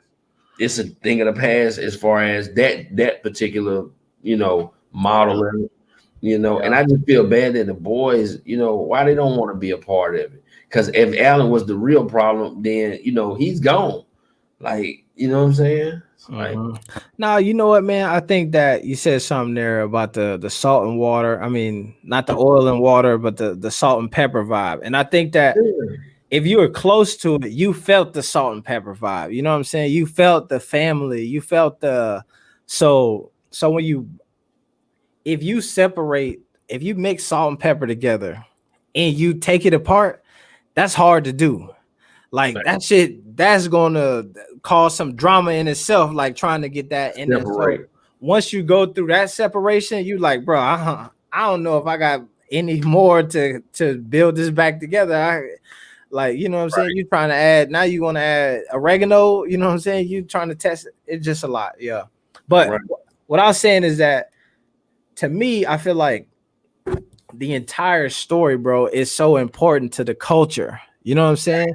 Right. Because I think that what we'll see is, despite like the separation of it, I think that you have two people who or two groups, two people, whatever, of who still have like enough intelligence, cachet, and ability to power, I'll say, to move and build shit on their own anyway. You know what I mean? So like they both got to a place where success is still obtainable despite whatever hurdles and shit that's gonna happen. Right. And to me, bro, in the perfect world, you know what I'm saying, I would love to see the shit that mend itself back together. You know what I'm saying? I would love to see it. Ain't gonna happen. It's not. I know. I can guarantee you that it ain't gonna happen. Ain't You know no problem in it. in a perfect world, man, that would be my the greatest thing ever. That would be, like you said though, in a beautiful world though, that would be nice. Yeah, in a beautiful world, that'll be nice. But you know what we live in. We live in, you know what I'm saying? But imagine though, would you if I took you to court, dude, and told everybody in the whole world you stole $1.5 million from me. If I got right now and got on TV on ESPN in the morning and said, Alan Bell, my former business partner over at the podcast, stole $1.5 million from me. And then I don't put up no evidence or nothing. That man, I done defamed your whole character, and everybody believe in me. I'm just chumping you off out here. I ain't messing with you no more. You know what I'm saying? You're not gonna mess with me ever again. Because that's just too hurtful, man. That's too mean, dude. What are you doing? You gonna take me out like that? You know what I'm saying? And I'm here to help you. Yeah, man. You know what though?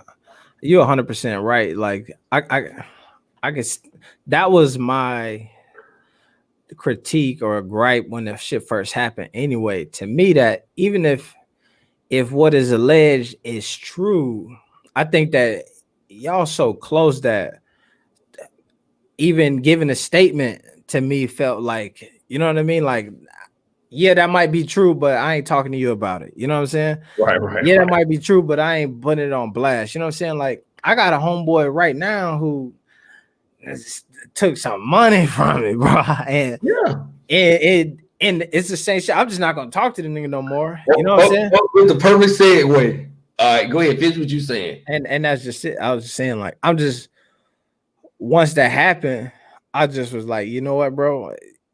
You got it. Just don't call my phone, don't text me. Don't come around me. You know what I'm saying? Like, you got your thing, I got mine. Like, if we can't. Where I'm from, we can't live like this. If a joker get to taking money, it turns into a little bit different type of situation. But God bless. We don't want that. We don't want it. Yeah. But I listen. I got now that you said something about somebody taking some money. I need you to either confirm or deny if you want to. During your time in the JBA, when you was at the Chicago All-Star game, did somebody rob Lamelo Ball for 10 bands and pull off out there? So here's what I say, because I like have heard. We might even talk about this before, to be honest with you. But like, I know that there's something like that happened. Yeah. He got robbed. Yeah. He got robbed by Dixon. Allegedly by Dixon. Hold on, I don't want to put Dixon out there like that. But allegedly, it was some folks in the room. They was rolling some dice. They were rolling some dice. Melo got cracked and left out the room, but he had a Vuitton bag with bands in it. Left out the room with them boys was still in there, and they took his monies and peeled off. Yeah. But so I like talked to one of the guys who was involved with that. He lived around here, and he came through one day and was talking to me about it. And he was saying like it's so the situation was because he got caught up in it. He didn't have nothing to do with it allegedly to him, but it was like being allegedly. but in this, I wasn't asking about them though. yeah, no, I got 10 bands came up missing, right? He got 10 bands. So that's what I'm saying. I don't know. I don't know if I heard it was 10 bands. I heard it was some bands, but I don't know about 10. But I don't know. It was a 10. Mm-hmm. And then yeah, I don't know the story. Did Dixon play in that game at the All-Star game? I don't know. Oh, I don't know. But this is he was in the game, right? He was supposed to play in the game, right? At the All-Star game, I don't know. He was in the Chicago. He was with the Chicago Ballers. This is this is the conversation that we had before about the playoffs. So like the Chicago Ballers only had 6 people on their playoff team because that situation went down and like a few of them left because of that whole thing. From Chicago, right? Yeah. That's what I was saying. I was just trying to get you to confirm it, man. Yeah. You know what happened, man. Don't try that bullshit with me. What I'm saying is that you know what happened, AB, man. Lamelo Ball got robbed for 10 bands. Stop it. But so this is what I'm saying is that, and I feel like I've talked about some of that stuff before, but like from what I heard, so I didn't know that stuff happened as it was happening. You know what I'm saying? Right. That's what I'm saying. I heard about it from one of the folks who was involved in it after the fact. And so the way that he described to me what happened is not necessarily like what you know what I'm saying? Like it wasn't that simple. It was like more so like there might have been some money missing. They don't know if it happened then, if it happened at another place, if it was somebody took some this time, somebody took some another time, and it equaled 10 bands. But it's like this is something that I've talked about some of this before in the fact of like what I was saying of like it's so interesting and part of the reason why I think that the JBA end up being successful is that there's so many other stories, bro. There's wild. Why don't you tell us all, man? I got a few, but shit, tell us all. Nah, but I'm saying there's so many like wild stories that happened with the JBA, but like it never got out. Like the shit never hit the fan. You know what I'm saying? It never surfaced. It's time, man. So it's time. You know how big the JBA movement. You got to give us some behind the scenes, hot takes, man. That's what I'm saying. Well, folks already they didn't heard a lot of, but you got back on the damn thing. You doing your thing every other day. Now you got to go ahead and put your foot on that gas, AB. But so this is my point about it is that this is what made me a bit disappointed when that whole story broke is because there are so many people who appreciate the culture. Yeah, and like what was happening that even though a lot of that crazy shit was going down, they would never speak on it. Right. Like who never I never got this. I was supposed to get this. All of this wild shit and like it won't hit the internet like that because I got some hoodies I still never got, AB. I ain't gonna even lie. I got some hoodies I still never got, but I wasn't gonna go on. You know what I'm saying? I didn't get my hat. I didn't get my. You know what I'm saying? That's petty, man. Because I understand business. You know what I'm saying? And eventually I got a refund, but hell, you know what I'm saying? It took however long, but it's still at the end of the day, they did show, man, they had a great start off, man. It was like seeing a rocket getting ready. You remember, not to be funny or anything, but you remember, I don't know, how old are you? 35. Okay, so you might not remember that old school Challenger that blew up in the air back in the 80s. Man, I was watching it in school, man, and you thought it was getting ready to do the most beautiful thing, and it went up and it was pretty and it turned over. And I'm thinking as a kid, I don't know no better. It's just like we watching these folk. We thinking everything just, and then they turned belly up and blew up. Boom, right on TV. Dang, yeah. And we were sitting there like, I'm still thinking that. The crazy part about it is I'm still thinking that it's going up. I'm thinking that's what it's supposed to do. Because I don't know any better. I'm only in the kindergarten, you know what I'm saying? Yeah. And it was the first time a teacher had ever been allowed to be an astronaut to go up into space. They was trying new shit, letting random regular people go up into outer space. And man, that lady died, man. It was sad, bro. It Yeah. was sad. And it's the same feeling I got with this because I saw an ascension coming. I was like, ooh, and like you said, it's not just basketball, it's not just family, it's not just entrepreneurship, it's not just fashion. These dudes had a lot of the major things that people are interested in, and you know what I'm saying? They had all those bases covered. Yeah. You know what I mean? And man, they could have did so much. They could have done so much. Yeah, nah, man. It is huge, man. It's huge. And that's what, like, all of those things that you listed, like, I think that's why it makes it feel like that rocket blowing up, is because you see all of them boxes that was checked, like, be unchecked all at one time out of nowhere. And it's like, God, yo, we was on to something.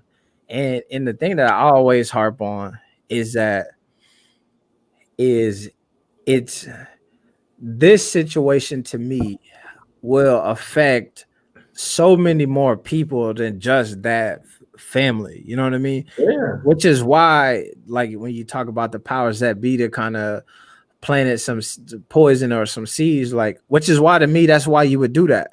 right. Is because you realize that this changes the generation, right? A couple of streams ago, we talked about there was some like business podcast or whatever, and they talked about Nike and Right. how they're going to change the model on How they not distribute yeah, endorsements. exactly. And they talked about the alternative for that now being that as a player, you have to damn near take the big baller brand model, going direct to consumer. You're gonna have to do that. And like, Or the and Travis Scott type model.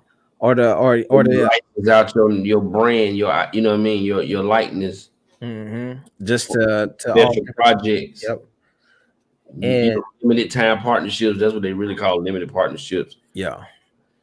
And It's, I so mean, go ahead. and so like we're going to start. So Nike is creating a situation where that is like it's going to start happening. And Right. so I know that a lot of these players, oh, one boy out here grilling. I know that a lot of these players would have potentially looked to what the big baller brand was doing as like the blueprint. You know what I mean? As Yeah. even like, let me get y'all on the phone. So that's the shit with the Kanye thing. I'm watching y'all moving, you global. Let me get y'all on the phone. Let me pull up. Let's talk about this, right? And I Right. feel like now, like with how the media portray it, the way that it kind of played out, like instead of being like the guys who we need to go to learn from, I think like the culture has flipped it as to like the guys who you need to learn from them, but like learn from what they did wrong. You know what I'm saying? And not You know like what the the shit that media they did right. really did that pissed me off though? I feel like the media turned it into like, oh, the ball movement is a circus. Yeah. You know what I'm saying? Versus it being a legitimate, you know what I mean? Because they didn't make it to where, because even if you look at the business model, all you got to do is change the relationships in the background. You really don't have to change the setup. You know what I mean? Like if you want to try to replicate that, when you were saying what not to do, just don't be flaking out with your people in the background. Communicate. Do the right thing by each other. And then I think everything else that was set up for Big Baller Brand was man Exactly. Yeah. legit. Was legit. Yeah. Think about it. They had their own league. Think about that. You have your own basketball league. You have 3 children, NBA potential, or at least we'll just say professional basketball players. Exactly. Yeah. Okay. You have high level professional basketball high players level. like that. Yep. Right. Pro, like gonna get paid to do this. Millions. You have water, which you know what I mean, beverages. You have apparel products. Okay. You have on the horizon facilities. Yep. Like Come on, man. You got global reach. And you already have subcultures because each one of your sons is a subculture. Mm-hmm. But each one of them, fit into different age groups and different, how Yeah. they dress, how they look, how they, people gravitate toward one or the other. So those are subcultures. Then Yep. you even got the middle age group because you got the couple, LeVar and Tina. Mm-hmm. Boom. You dig what I'm saying? You even got grandma and grandpa. Mm-hmm. You dig what I'm saying? Yep. So you trending all the way down the line, all the demographics. Yep. Okay. You got multiple streams that come from this. You have your own management group where you're managing agents and being agents and you in-house managing your own players. I mean, how can you lose? I Yeah. don't know how they lost. I don't know where they lost their way at though.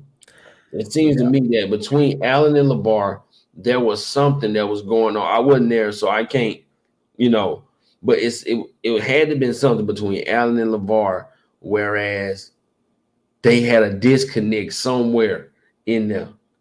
Mm-hmm. It had to be Yeah. because how do you go from building something like that so rapidly to then, basically crushing it the same speed, even Yeah. faster? Yeah. Nah, that's a fact, man. I think that what you said is so true, man. That is really the narrative that I wish that folks would have grasped to of the structure was right. So it's like somebody said this here, my man say the vision was right, but the execution was suspect. And the truth of the matter is the execution was damn near on point. Like It was on point too. you couldn't imagine it being better. You know what I mean? In that On short the period of fly, time, like on the fly, rolling it out, like that shit is nobody can do that. Like that's they did it, bro. yeah, and they did it. If you look at LeBron, right?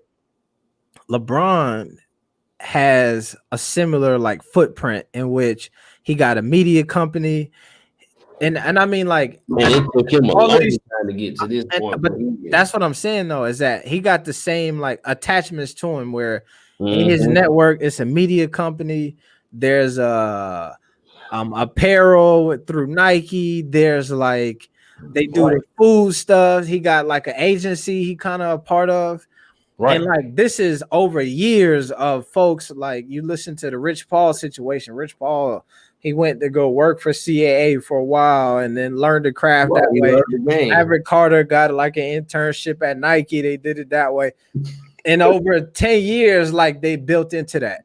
The These big brothers ball knew how to brand work with it. created the media company. They damn near where like you talk about the consulting with the Ball in the Family, that They whole had a situation. 7-season deal off the rip. How do you navigate a 7-season, 10 fit, basically $10 million deal, $12 million deal over 7 seasons Yeah. off the rip with no, you know what I'm saying? Yeah. A And sizzle reel. you Good, know, good life. and They, that they was on roll. They were rolling. yeah, and so that's the shit that people don't take into account when they talk about it. Of like all of these things happen like quick, bam, like legitimate. The XFL when they came back the second time, and I Right, think they got shut down because of COVID, I believe. But right, I think The Rock just bought them or whatever. But they announced that they were coming back 2 years before right. because they needed 2 years to prepare and all of that because they know the last time shit happened and it didn't go right. So they wanted to make sure they did it and build the infrastructure. The JBA legitimately was announced like 4 or 5 months before it dropped. You know what I'm saying? And then it went full throttle. Yeah, And I mean, like and come on, man. Just think about it though. yeah, Come on, just think about it though. I mean, just think about it. Who did all that work though? AB. Who did I ain't gonna say all the work. Who did most of that work? Man, it's tough, man. It's tough. yeah, I've been in that spot though. I've been in a business before, man, where I had basically created the most of the infrastructure for the business, did most of the work, created business plans, logos. I mean, everything for the business. We were doing well. But I had a similar situation, man. Just it happens, man. Business is like war sometimes, man. Yeah. A lot of times it is. You be competing within the internal part of the business. Yeah. When you really shouldn't be competing with each other. Y'all should be working together to Yeah. create solutions and to keep moving forward. But if me and you arguing, there's no way we can have a foresight to see what's coming in front of us. Because Bro. me and you trying to compete with each other You know what linear on a linear level. you talked about this earlier, bro, when you talked about the NBA players and them being able to get too much too soon, right? Hmm. And like the shit just become too much for your plate, and you can't handle it. And I think that in having this conversation, it feels or sounds like that, right? It's like a lot of success that not only you trying to manage that success, but you're trying to manage the relationships that you know what I mean and cultivate that. Right, And it's the same thing. I see this in like, and when I think about my own personal relationships, like with my lady friends, you feel me? It's right. like I could like you a whole lot, right? Hmm. But we only been rocking for 2 or 3 months. You know what I Right. mean? Like you You gotta, don't like it hard, but yeah. I like you a lot, but I only known you for 2 or 3 months. So like there's a certain level of like more you gotta give before this shit is like solidified. You know what I mean? Like you gotta go through some hurdles, you gotta get to the other side with me. We gotta go up and down a little bit. We gotta woo woo woo. I gotta be vested in that. You know what I mean? And I think that like I could meet a chick, we could take a trip, man. We could go to, you know what I mean, the Puerto Rico and have a great ass time down there. right. And but it's just like, bro, I flew you out, you know what I'm saying? I'm enjoying you, you know what I mean? It's good, but we gotta build, you know what I mean? That's And I facts. and which is crazy because from what we seen from the outside, looked like shit was built like that. I thought it was a solid ship, Yeah. but obviously it wasn't, man. It was just people who wanted something, but at the same time not understanding the value of what that really is and what it takes to actually go the distance. You Mm-hmm. can take out. You remember the tortoise in the hair game? I mean, we've been watching this since we was a kid. The tortoise in the hair takes off, boom, full speed ahead, blowing the tortoise out. But during those times he's meeting, it's all these distractions, it's all this hoot, you know what I mean? All these obstacles. And then Mm-hmm. the tortoise slowly but surely being consistent and staying on that path, just walk you down. Yeah. And I think that's a real, a metaphor that's good Yeah. for life. I'm talking about the price. I Yeah. feel why he did it, but the product was for a certain buyer. So like this right here is something that I hear a lot of people talk about when they critique where the brand is at now. They try to like say it is because where the price point was when they first came out. Right. And folks don't realize that the price point from when they first came out created a lot of wins after that. You know what I'm saying? Like where they at now has nothing to do with the 495 price tag. It's not like if it would have been 300, then the But drama that happened wouldn't have happened. You know what I'm saying? Like, But for surprise 623, let me just go ahead and give you a real quick synopsis of why that happened.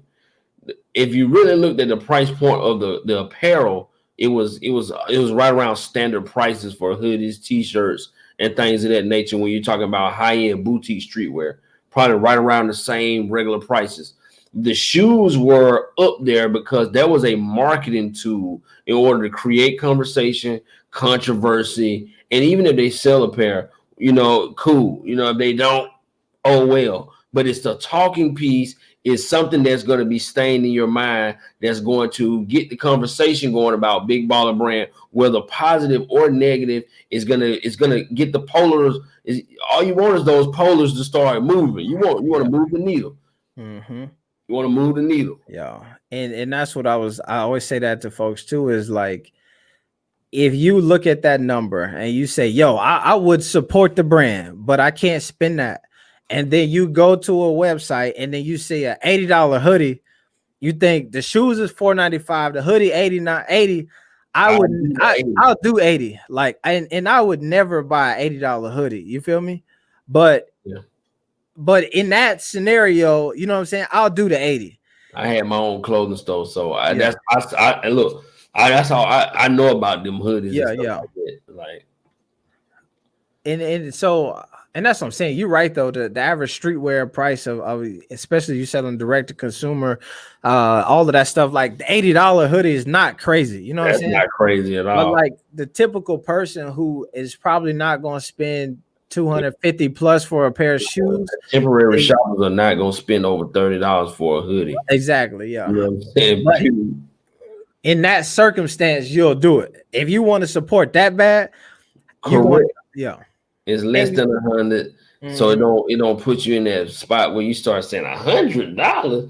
But you know you want to support it, and then you look at the $4.95. But see, another thing people don't understand is that $4.95 gives a perceived value Yeah. for that brand, and he just kind of got into it. It's a perceived value wherein by you have multiple offerings. You have your high-end offering, you have your middle offering, and then you have an economic offering.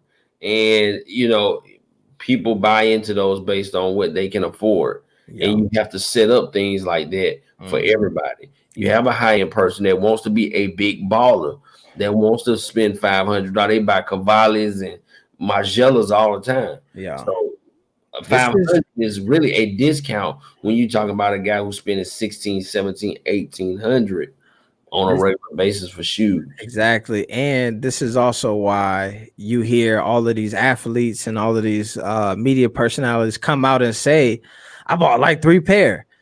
Jay-Z is telling you, I bought 3 pair because he know they $500 a pair, and he's trying to, it's a flex a little bit. You know what I'm saying? Like, of course I'm gonna support. I bought if Lonzo Ball becomes Michael Jordan, the LeBron of the new era, I supported that. I was one of the first people. I'm in on this. I'm connected to that from the beginning, grassroots, not now when you got on it.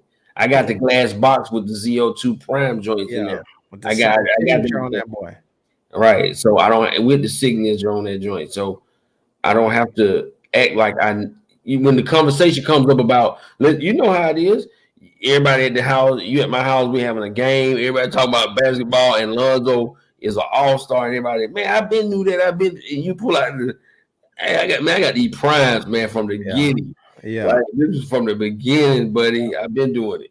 Yeah, and I think that's the same thing you're gonna see when the Lamelo Ball wave is gonna really come to fruition when he get drafted in this top 5, and the Puma shoe come out. And folks gonna be able to be like, yeah, bro, but I got the BBB joint from way back when. You know what I'm saying? Like the whole clout and all that shit. Listen at me though, AB, and you a very smart dude, and I think you have already really kind of, without even knowing, set the tone for what's to come with LaMelo Ball, because you just said what the companies really want to do. They want to base it on a more direct to consumer, social ground roots type of, you know what I'm saying, building with the youth and start, you know what I'm saying? Yeah. And LaMelo Ball is gonna have to prove before they give him a shoe. I guarantee you, he's going to have to prove not only that he is a solid basketball player, he's going to have to show that he's able to articulate, that he's able to have personality and sit down and have a decent conversation that goes further than 3 words. Because when I see him with his homeboys, you know what I'm saying, they be kicking it, talking, having a good time. And when he get them interviews and stuff, he locks up. Yeah, because it's like he's just doing it because that's mandatory. And so I did want to kind of push back a little bit on what they were saying, you know, when y'all was saying that he wasn't doing well in the interviews. Well, maybe not. I think they, you know how they do it. They put the head banner and it says not doing well in job interviews. But in reality, what they're saying is in the interview portion of meeting with these companies, he's probably not doing that well. Yeah. And because from the talent standpoint, you really can't even tell what he can do because of the way they probably putting together these, these workouts and things now with the social distancing and everything. You can't really get in there and do some workouts. Plus, his skills translate a little bit more with in a team setting anyway, Yeah. because you can be able to see what he can really do, with action, with guys on the court, and you know what I mean. His skill set will show up a lot more, I believe. Yeah. But we know he's probably not doing well, and I feel like companies deserve a little bit more from him. He has to go ahead and even if he doesn't know how to, he need to go get some media training, where and just sit down and where he's able to open up and at least answer basic questions, give out complete sentences. Because if I'm going to pay you $30 million, bro, you're going to have to represent my brand and my company. Yeah. You know what I'm saying? And if I'm willing to pay you 30 million, you should be enthusiastic, just like when I see you jumping off the balcony into the swimming pool. You need to be turned up like that when you coming by. You know what I'm saying? I'm giving to put you a check for 30 million potentially or more down the road. So but nobody's perfect. So at the same time, it's a give and take. And he's a youngster and he's been handled a lot. So he's kind of been standoffish, because when you have so many people in your face all the time, I know they can make you standoffish to a certain extent. Yeah. You know what I'm saying? Because nobody wants to be. Sometimes I'm in a crowded club and I'm just like, this is too much, man. Yeah. And people not even looking at me. They don't even paying me any attention. But it's still too much because of the people just in my vicinity. So I can just imagine if you got people up in your face all day. Hey, Lamelo. Hi. Eventually you just, what's up, man? All right. I think that you said a lot of stuff that's correct right there. I would say, I think to your last point, like I know for a fact, and this is also what we talked about earlier about when you are being groomed to be in charge of like I know that, and this is from what I felt from being around them, that there definitely was a intentional effort to get them to understand that they have an inherent value, and that most folks who are trying to come around them are trying to like take pieces of that value, right? So correct. I think that even that shows up with the social media. So it's something I talked about a few times, where like for them, like on the JBA USA team, when you take a regular teenager, we play on the basketball team together, bro. I'm gonna follow you on social. You're gonna follow me. We're gonna do that, right? Well, right. You're my partner. We cool. With the Melo and them, Jello and them, it's like I'm not following you. You know what I'm saying? Because the social, you lame as hell, Jello and Melo. I'll tell you to your face. Yeah. If we're on the same team, bro, even if we playing in the same motherfucking group of people, because let me tell you something, the JBA was historic, dog. Yeah. We all making history together. Fuck that. So what I'm saying, but so what I'm saying is that, like, I think that that's an intentional bit of being groomed to be standoffish with folks who like trying to come in and be like, bro, let's follow me. I'll follow you back, right? So there's these times where, like, and I know this to be true, because there'll be times where, like, you see, like they would corner Melo and be like, bro, give me a shout out on your Instagram. You know what I'm saying? Then it's so many dudes who, like, everybody knows, like, yo, if you give me a shout out, I might get a little extra followers. So then clout. Yeah. And so folks, he would give the shout out, and then people would be like, bro, why would we follow him when you don't even follow him? You know what I'm saying? And that would be the comment. So he posts a picture and then delete it after a while, but then folks would be like, and then so after so many people come in and be like, bro, could you do it? Could you do it? I can see how, like, you put up the wall and like, I can't hang out with most of y'all. And then somebody offering you $30 million, that's a whole different scenario. And so what I'm saying is that I think that also created that whole dynamic of like, now I'm in the interview and I don't even trust you as an interviewer. It's the same situation. You asking me these questions because you're trying to get something from me, and I've been trained and taught that, like, not to give folks the shit for free. You know what I mean? So I think, and then I will say that to me, if and I think too with the part of the reason why folks was like the interview shit thing was kind of cap was up until that point we had only had been reported that he might have met with like one team. So when they no, that's not true. Because I saw an interview where he was doing a virtual interview and they were asking him who he had met with, and he had said he had already spoke with about 3 or 4 teams. So that's what I'm saying. If I remember the virtual interview, I remember they asked him if he talked with I think he had only talked with the Knicks or something at that point, and like really pretty much nobody else. So I think that I'm not sure of like how many teams he had talked to, but I know that was the thing is where the guy from Charlotte was saying that he had talked to some folks, and then it came out that like he hadn't even talked to Charlotte yet. You know what I mean? He was about to talk with Minnesota for the first. So folks thought that was a bit of cap. I do agree though that I was talking to them in the virtual interview, and I was just like, he's just dead. And you know what? And I said that too, man. I this is the thing that I hate about, and I think the media set themselves up for this, right? Of where there's a certain way that the media expects you to answer questions, right? So if you play a bad game or your team plays a bad game, but you did good, and I ask you, bro, what do y'all got to do to improve? You can't just say, well, I was hooping, but they was suck, and they got to play better because the media gonna be like, damn, he threw his whole team under the bus. And that could truthfully be the right answer. Like, but that's not the exactly. That's not PC, as they call it. If you are somebody and you are like, let's say Lamelo, where, and I talked about this the other day, was I could see how he might not want to play for Golden State. Just because you got Steph, you got Clay, and it's if you said that, like it would make sense of like, man, I really want to come in and play right away and all of that. But you can't say that to the media. If you say to the media, to be honest with you, I want to go to a team where I can take on the burden of carrying the team right away, and I want to be that guy, and I feel like Golden State already got 2 legends. They're gonna look at you and be like, bro, hold up, this is Melo say he don't want to. And so they're going to shit on you a bit behind that. Do you think that they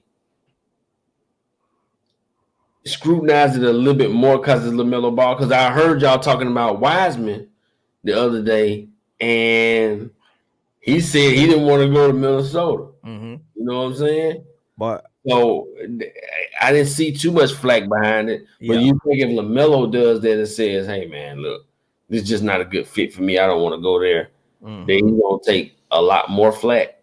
Yeah, because if Lamelo do it, they're not going to attribute that to him. They're going to attribute that to LeVar. Yeah. And however, he's not with LeBron anymore. Everybody should know that by now. But that's still always be a narrative though. They're not going, yeah, exactly. And this is the thing that I got into it with the Ticket TV dude the other day about. Hold on. I got into it with Ticket TV about 2 years ago. Mm-hmm. Ticket TV is a person. I'm just gonna give you a quick synopsis from my opinion. I understand where you be trying to come from, but then it becomes to a point where you getting personal about another person that we like me. I met LeVar, but I don't know LeVar. You know what I'm saying? Yeah. And even if I knew LeVar, like talking about his personal hygiene and things of that nature, that's not. I'm not gonna be reporting on that. That's nothing. That's nothing that. And so then that lets you know that some of that energy, a lot of that energy that's coming from that end, yeah, is just from it's pure hate. Just hate. Exactly.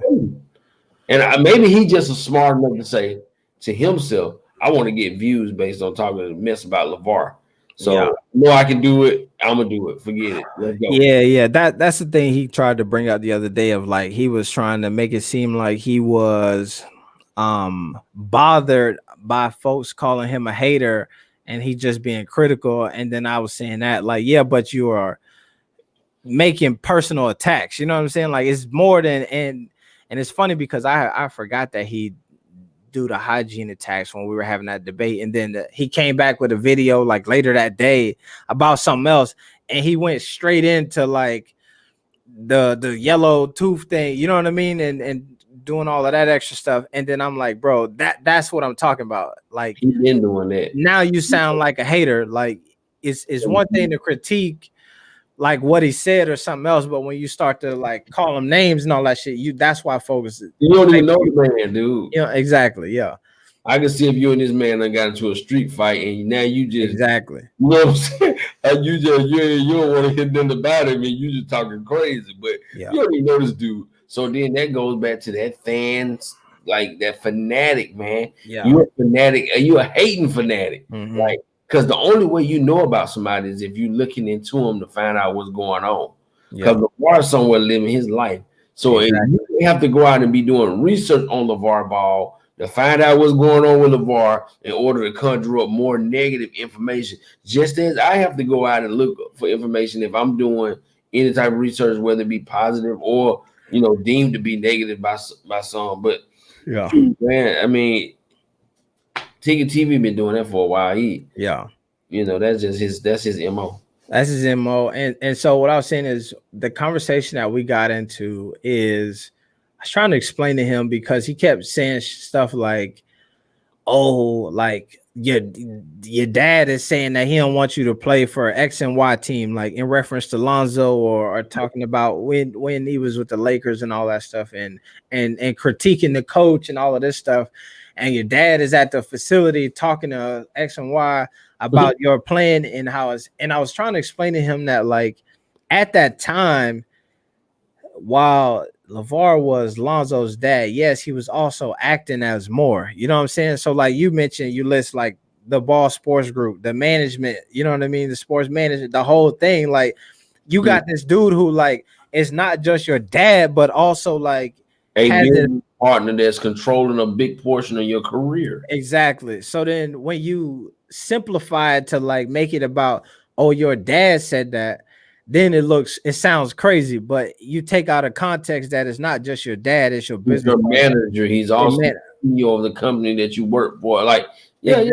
So then when the thing with the Anthony Edwards come out, it sound different because it's not your dad said it, it's your agent said it, your business manager leaked it. You know what I mean? That whole narrative go down there. Clutch Sports said it, and so I think that like that's more the difference. I think a lot of that stuff people don't even understand when you get hit with the double cross, because in reality, I feel like that was the double cross. What Anthony Edwards did. Typically, let's just say they don't want it to look like nepotism, man. You know what I'm saying? They don't want it to look as if LeBron is over here recruiting players for Clutch Sports. You see what I'm saying? LeBron probably went over there and told Anthony, man, come on over here, man.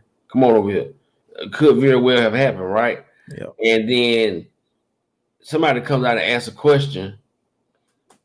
Who's your favorite player, Anthony? In his mind, it could be LeBron James. It could be Kevin Durant. But I'm gonna say Kevin Durant. Just because, number one,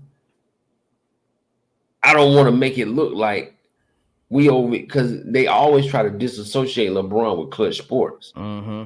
As far as from the business standpoint, yeah. He's a client of Clutch Sports, but not a bit. He didn't, he's a silent partner in Clutch Sports, and they don't want to highlight that. And the more the players act like fanboys over LeBron, the more that highlights how LeBron is luring guys over to Clutch Sports. And I think very well Anthony Edwards just could have liked Kevin Durant as a player. Yeah. And I mean that's his prerogative, dude. And he just gave a honest answer. I like Kevin Durant as my favorite player.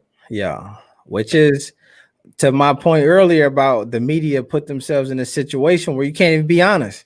No. Like you asked me who my favorite player is, I say Kevin Durant, and y'all run with it. If I say LeBron, y'all run with it. LeBron lures another top prospect to Clutch Sports. And then if I say Kevin Durant, damn, LeBron's guy, this is him in the whole thing. It's like, bro, don't even talk to me no more. They will lose. Yeah. imagine if you work in these spaces where you're working for these huge companies, you have to keep coming with headlines. You Yeah. have to keep coming with new, because the way the world works now is so fast and rapid. You could put out an article 1 month and it'll run for 3 months. Mm-hmm. In a magazine, and you could that the lifespan of that article before you had to put out another huge article would be 3 months. Now that thing is shrunk down to 2 weeks. Yeah, not If you shit, put not out even a, that. it might even be a few days in some cases. Look at the, like, if you think about where people get your news from, Twitter, you know what I'm saying? Like, Great, you crazy. need if you're a media company, you gotta continue to be having tweets on the timeline, Instagram Right. posts on the timeline. Like, you can't really pour hours and hours into this elaborate article and do all of this research and then think it's gonna stick around. Folks gonna read that, check your maybe they, and what's so crazy is you will link to your article and folks are gonna read the 40 characters from the tweet and feel like they read the whole article, you know what I'm saying? And run with it. And so it is all of that. I think though, and this is to double back to the Melo conversation. Mm-hmm. And so for me, bro, I've been super critical of the Puma rollout because, And you should be. and I think that probably opposite of what you were saying is like Melo should be providing more. I think that Puma has to do more. I think that if you go back to like some of the top athletes or the guys who sell merchandise, Mm-hmm. their sports company, apparel company, they sponsorships like put Right. them on a pedestal to be different. They play to your strengths. You know what I'm saying? Like, No, for sure. No, what I was basically saying is the companies feel, especially a company like Puma, who hasn't really ever had a high end, basketball athlete mm-hmm. this side of the table. And well, they just signed a new soccer guy too. So they're up 13% with the signing of these new guys, Yeah. Lamelo Ball and the soccer guy. Yeah, I can't remember his name, but I know you're talking about. The last quarter of the year, Q3 of the year. And I mean, that's a good thing. But my thing is, like you said, I agree with you. What kind of rollout is that? That is a minute budget rollout. Like, I have enough money to roll that budget out. That's what, yeah, I could do that. Everything they did and are doing has so far. Mhm. We can roll it out right now. Me and Yeah, you can go in the garage, set up a whole production.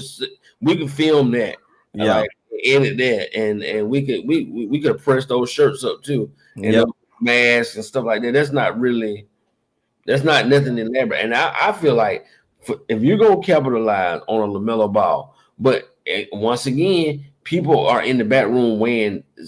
I think these statistics, these analytics are starting to really, really damage the way people prospect players and the way they look at guys and risk. You know what I'm saying? So they look at the risk for a LaMelo Ball, and they'll get a guy to just come in and do numbers on his height, his weight, and what's his cap and and then they'll get in the middle and say, all right, so we don't, or do we want to take this amount of risk or don't we? mm-hmm. Then they'll roll out a TikTok video if they don't want to take that type of risk. They want Yeah, to wait and bank on you because they feel like because LaMelo Ball could have stayed where he was at, you know what I'm saying, and been doing basically what he's doing now. yeah, You know what I'm saying?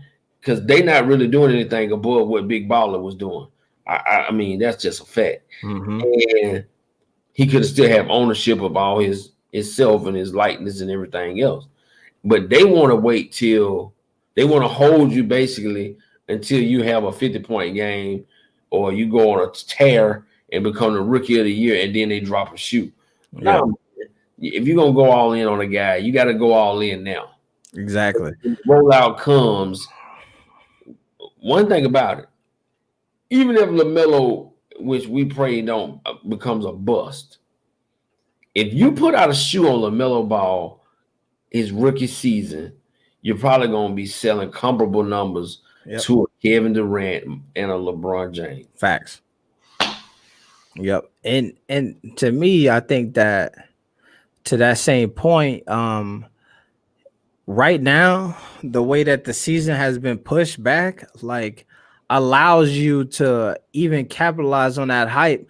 Like I think it's less risky to drop it now than to wait till the first game. You know what I'm saying? No, you're right. No, Like you're right. right now, he'll sell sneakers right now without Anything good or bad yeah. in the NBA.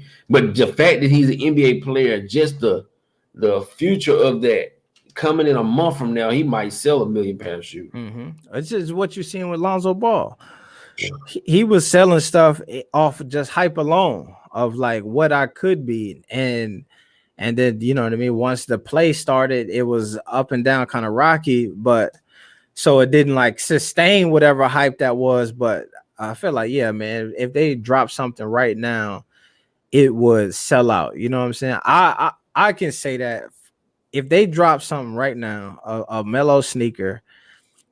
And that's the crazy thing is if it was ugly, We're going to get it. I'm getting it. If it don't even gotta be dope, it could be you know what I mean? And that's where his hype is right now. It look like the Mellow Ball 1, I'm gonna go get it. Yeah, it could be the same sneaker with the Puma on it. If that motherfucker, if it's yeah, I'm going to get that guy. and that's they are missing that bag. And I'm not even a fan. I'm just a dude that support and believe what they do. So imagine the folks who just, where is it? Where is it? Exactly. Like they feeding for it. They wish you would. They wish you would. And I think that they would need to get a bit of a more casual cat. They need to up the like hype. Like you got to make it seem like yo, this our guy. Like Travis Scott. Yeah. This went from McDonald's to PlayStation. Come on, man. He understands what it means to be aligned with something that's not only going to be hype, but is the hype. Yeah. You know what I mean? Like PlayStation 5 is not only hyped up, it's gonna be the hype. Yeah. When you hit the ground, everybody's gonna be on PlayStation 5. You see what I'm saying? Yep. You align yourself that way. And so I think Puma could have really did it right had they kind of aligned themselves with some type of fashion, like because of course they're gonna come out November 18th on the draft day with hoodies and t-shirts. They're gonna have that logo that they showed. It's probably gonna have a 1 on it somewhere, or it's gonna have a slogan or something to that effect. Yeah. But I want to see some shirts with some collars on them. I want to see some pants with some, some swag on it. You know what I'm saying? Like some pockets. You know what I'm saying? Like I want to grab up. Type stuff from Melo Ball. Something that fit more in his like personality. You know what I'm saying? If you look on his Instagram and you see him in the drip or whatever, you know what I mean? Like something that you look and you're like, okay, out here looking drippy. You feel me? Let me pull up on something. Yeah, let me grab one of those. Yeah. And I think that to be honest with you, I feel like with the big baller brand at some of the price points that they set, like right now in my head, I believe that a Puma sneaker would be about 130 to on the high end. Hold on, 180. Okay. I just bought a pair. Hold on. Okay. Melo Ball would put out a pair, boy. So I believe that there'll be let me see. Oh no, that's already on there. I believe that the Melo Ball sneaker would be between 130 to 180. Yep. Let me see. Yeah, 130 on the low end, 150 kind of about average, and 180 high. Yep. See, that's what I'm saying, man. I wish Melo Ball would put something like these out. Hit. So I mean, it's like I would pay 180. Of course, it would have to come before a bad, like if he had a bad 2-3 seasons, then of course I'm not gonna buy no Lamelo Ball. But before like you said, before the draft, during the regular first season, because everybody gonna give you a pass your first season anyway. You have a bad season. It's like you almost can't lose your first season. Yeah. Because everybody will say, well, he's just got to get adjusted. Or if you have a great season, they're like, oh my God. So Puma mess around and recoup, make all their money back this first season. Yeah, I don't get it. So I think I don't feel like they all in. And then when I listened to the interview from the guy who's the head of like basketball over at Puma or whatever, not Jay-Z or whatever, he was just kind of nonchalant about Melo in the conversation, and they were asked about the jet. He was like, yeah, he gets the jet, but it's not just him, it's other people. He kind of was like Yeah, letting it be known, like, yeah, we're not giving him a jet. yeah, And exactly. Yeah. I'm thinking to myself, like, the mystique behind it, bro. We know that. We know that, but you don't have to say that. You Mm-hmm. know what I mean? Because if you really just like the whole thing about they lease those Lambos and stuff for the boys for perception.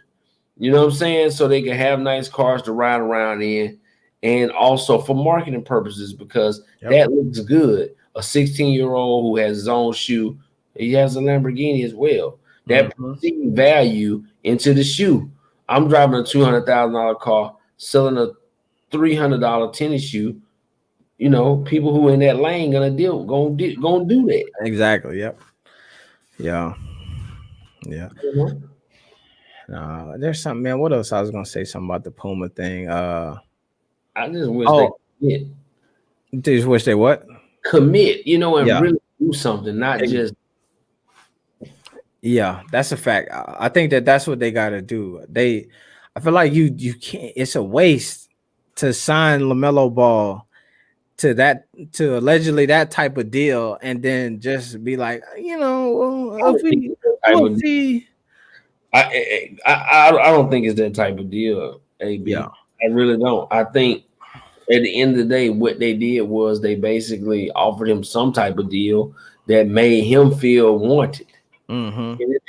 And that's how most people want to feel like, you want me here, you know.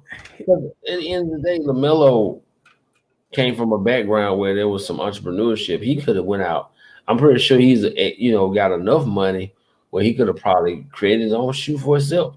And but you know what, man? I think that there's that one episode of Ball in the Family where they show Lonzo and LeVar kind of going head to head, and Lonzo is like, the brand is dead, and LeVar's like, what? How? And then Lonzo is like, and LeVar's like, why the brand dead? He's like, cause the dude who created it ain't ain't with it no more. And he's like, but I created it. And he's like, yeah, but the dude did all the work. You know what I'm saying? They had two shirts before Allen came around. One of them said "Unbelievable," and the other one said "Team Ball." Yeah. That was it. And That was all they had.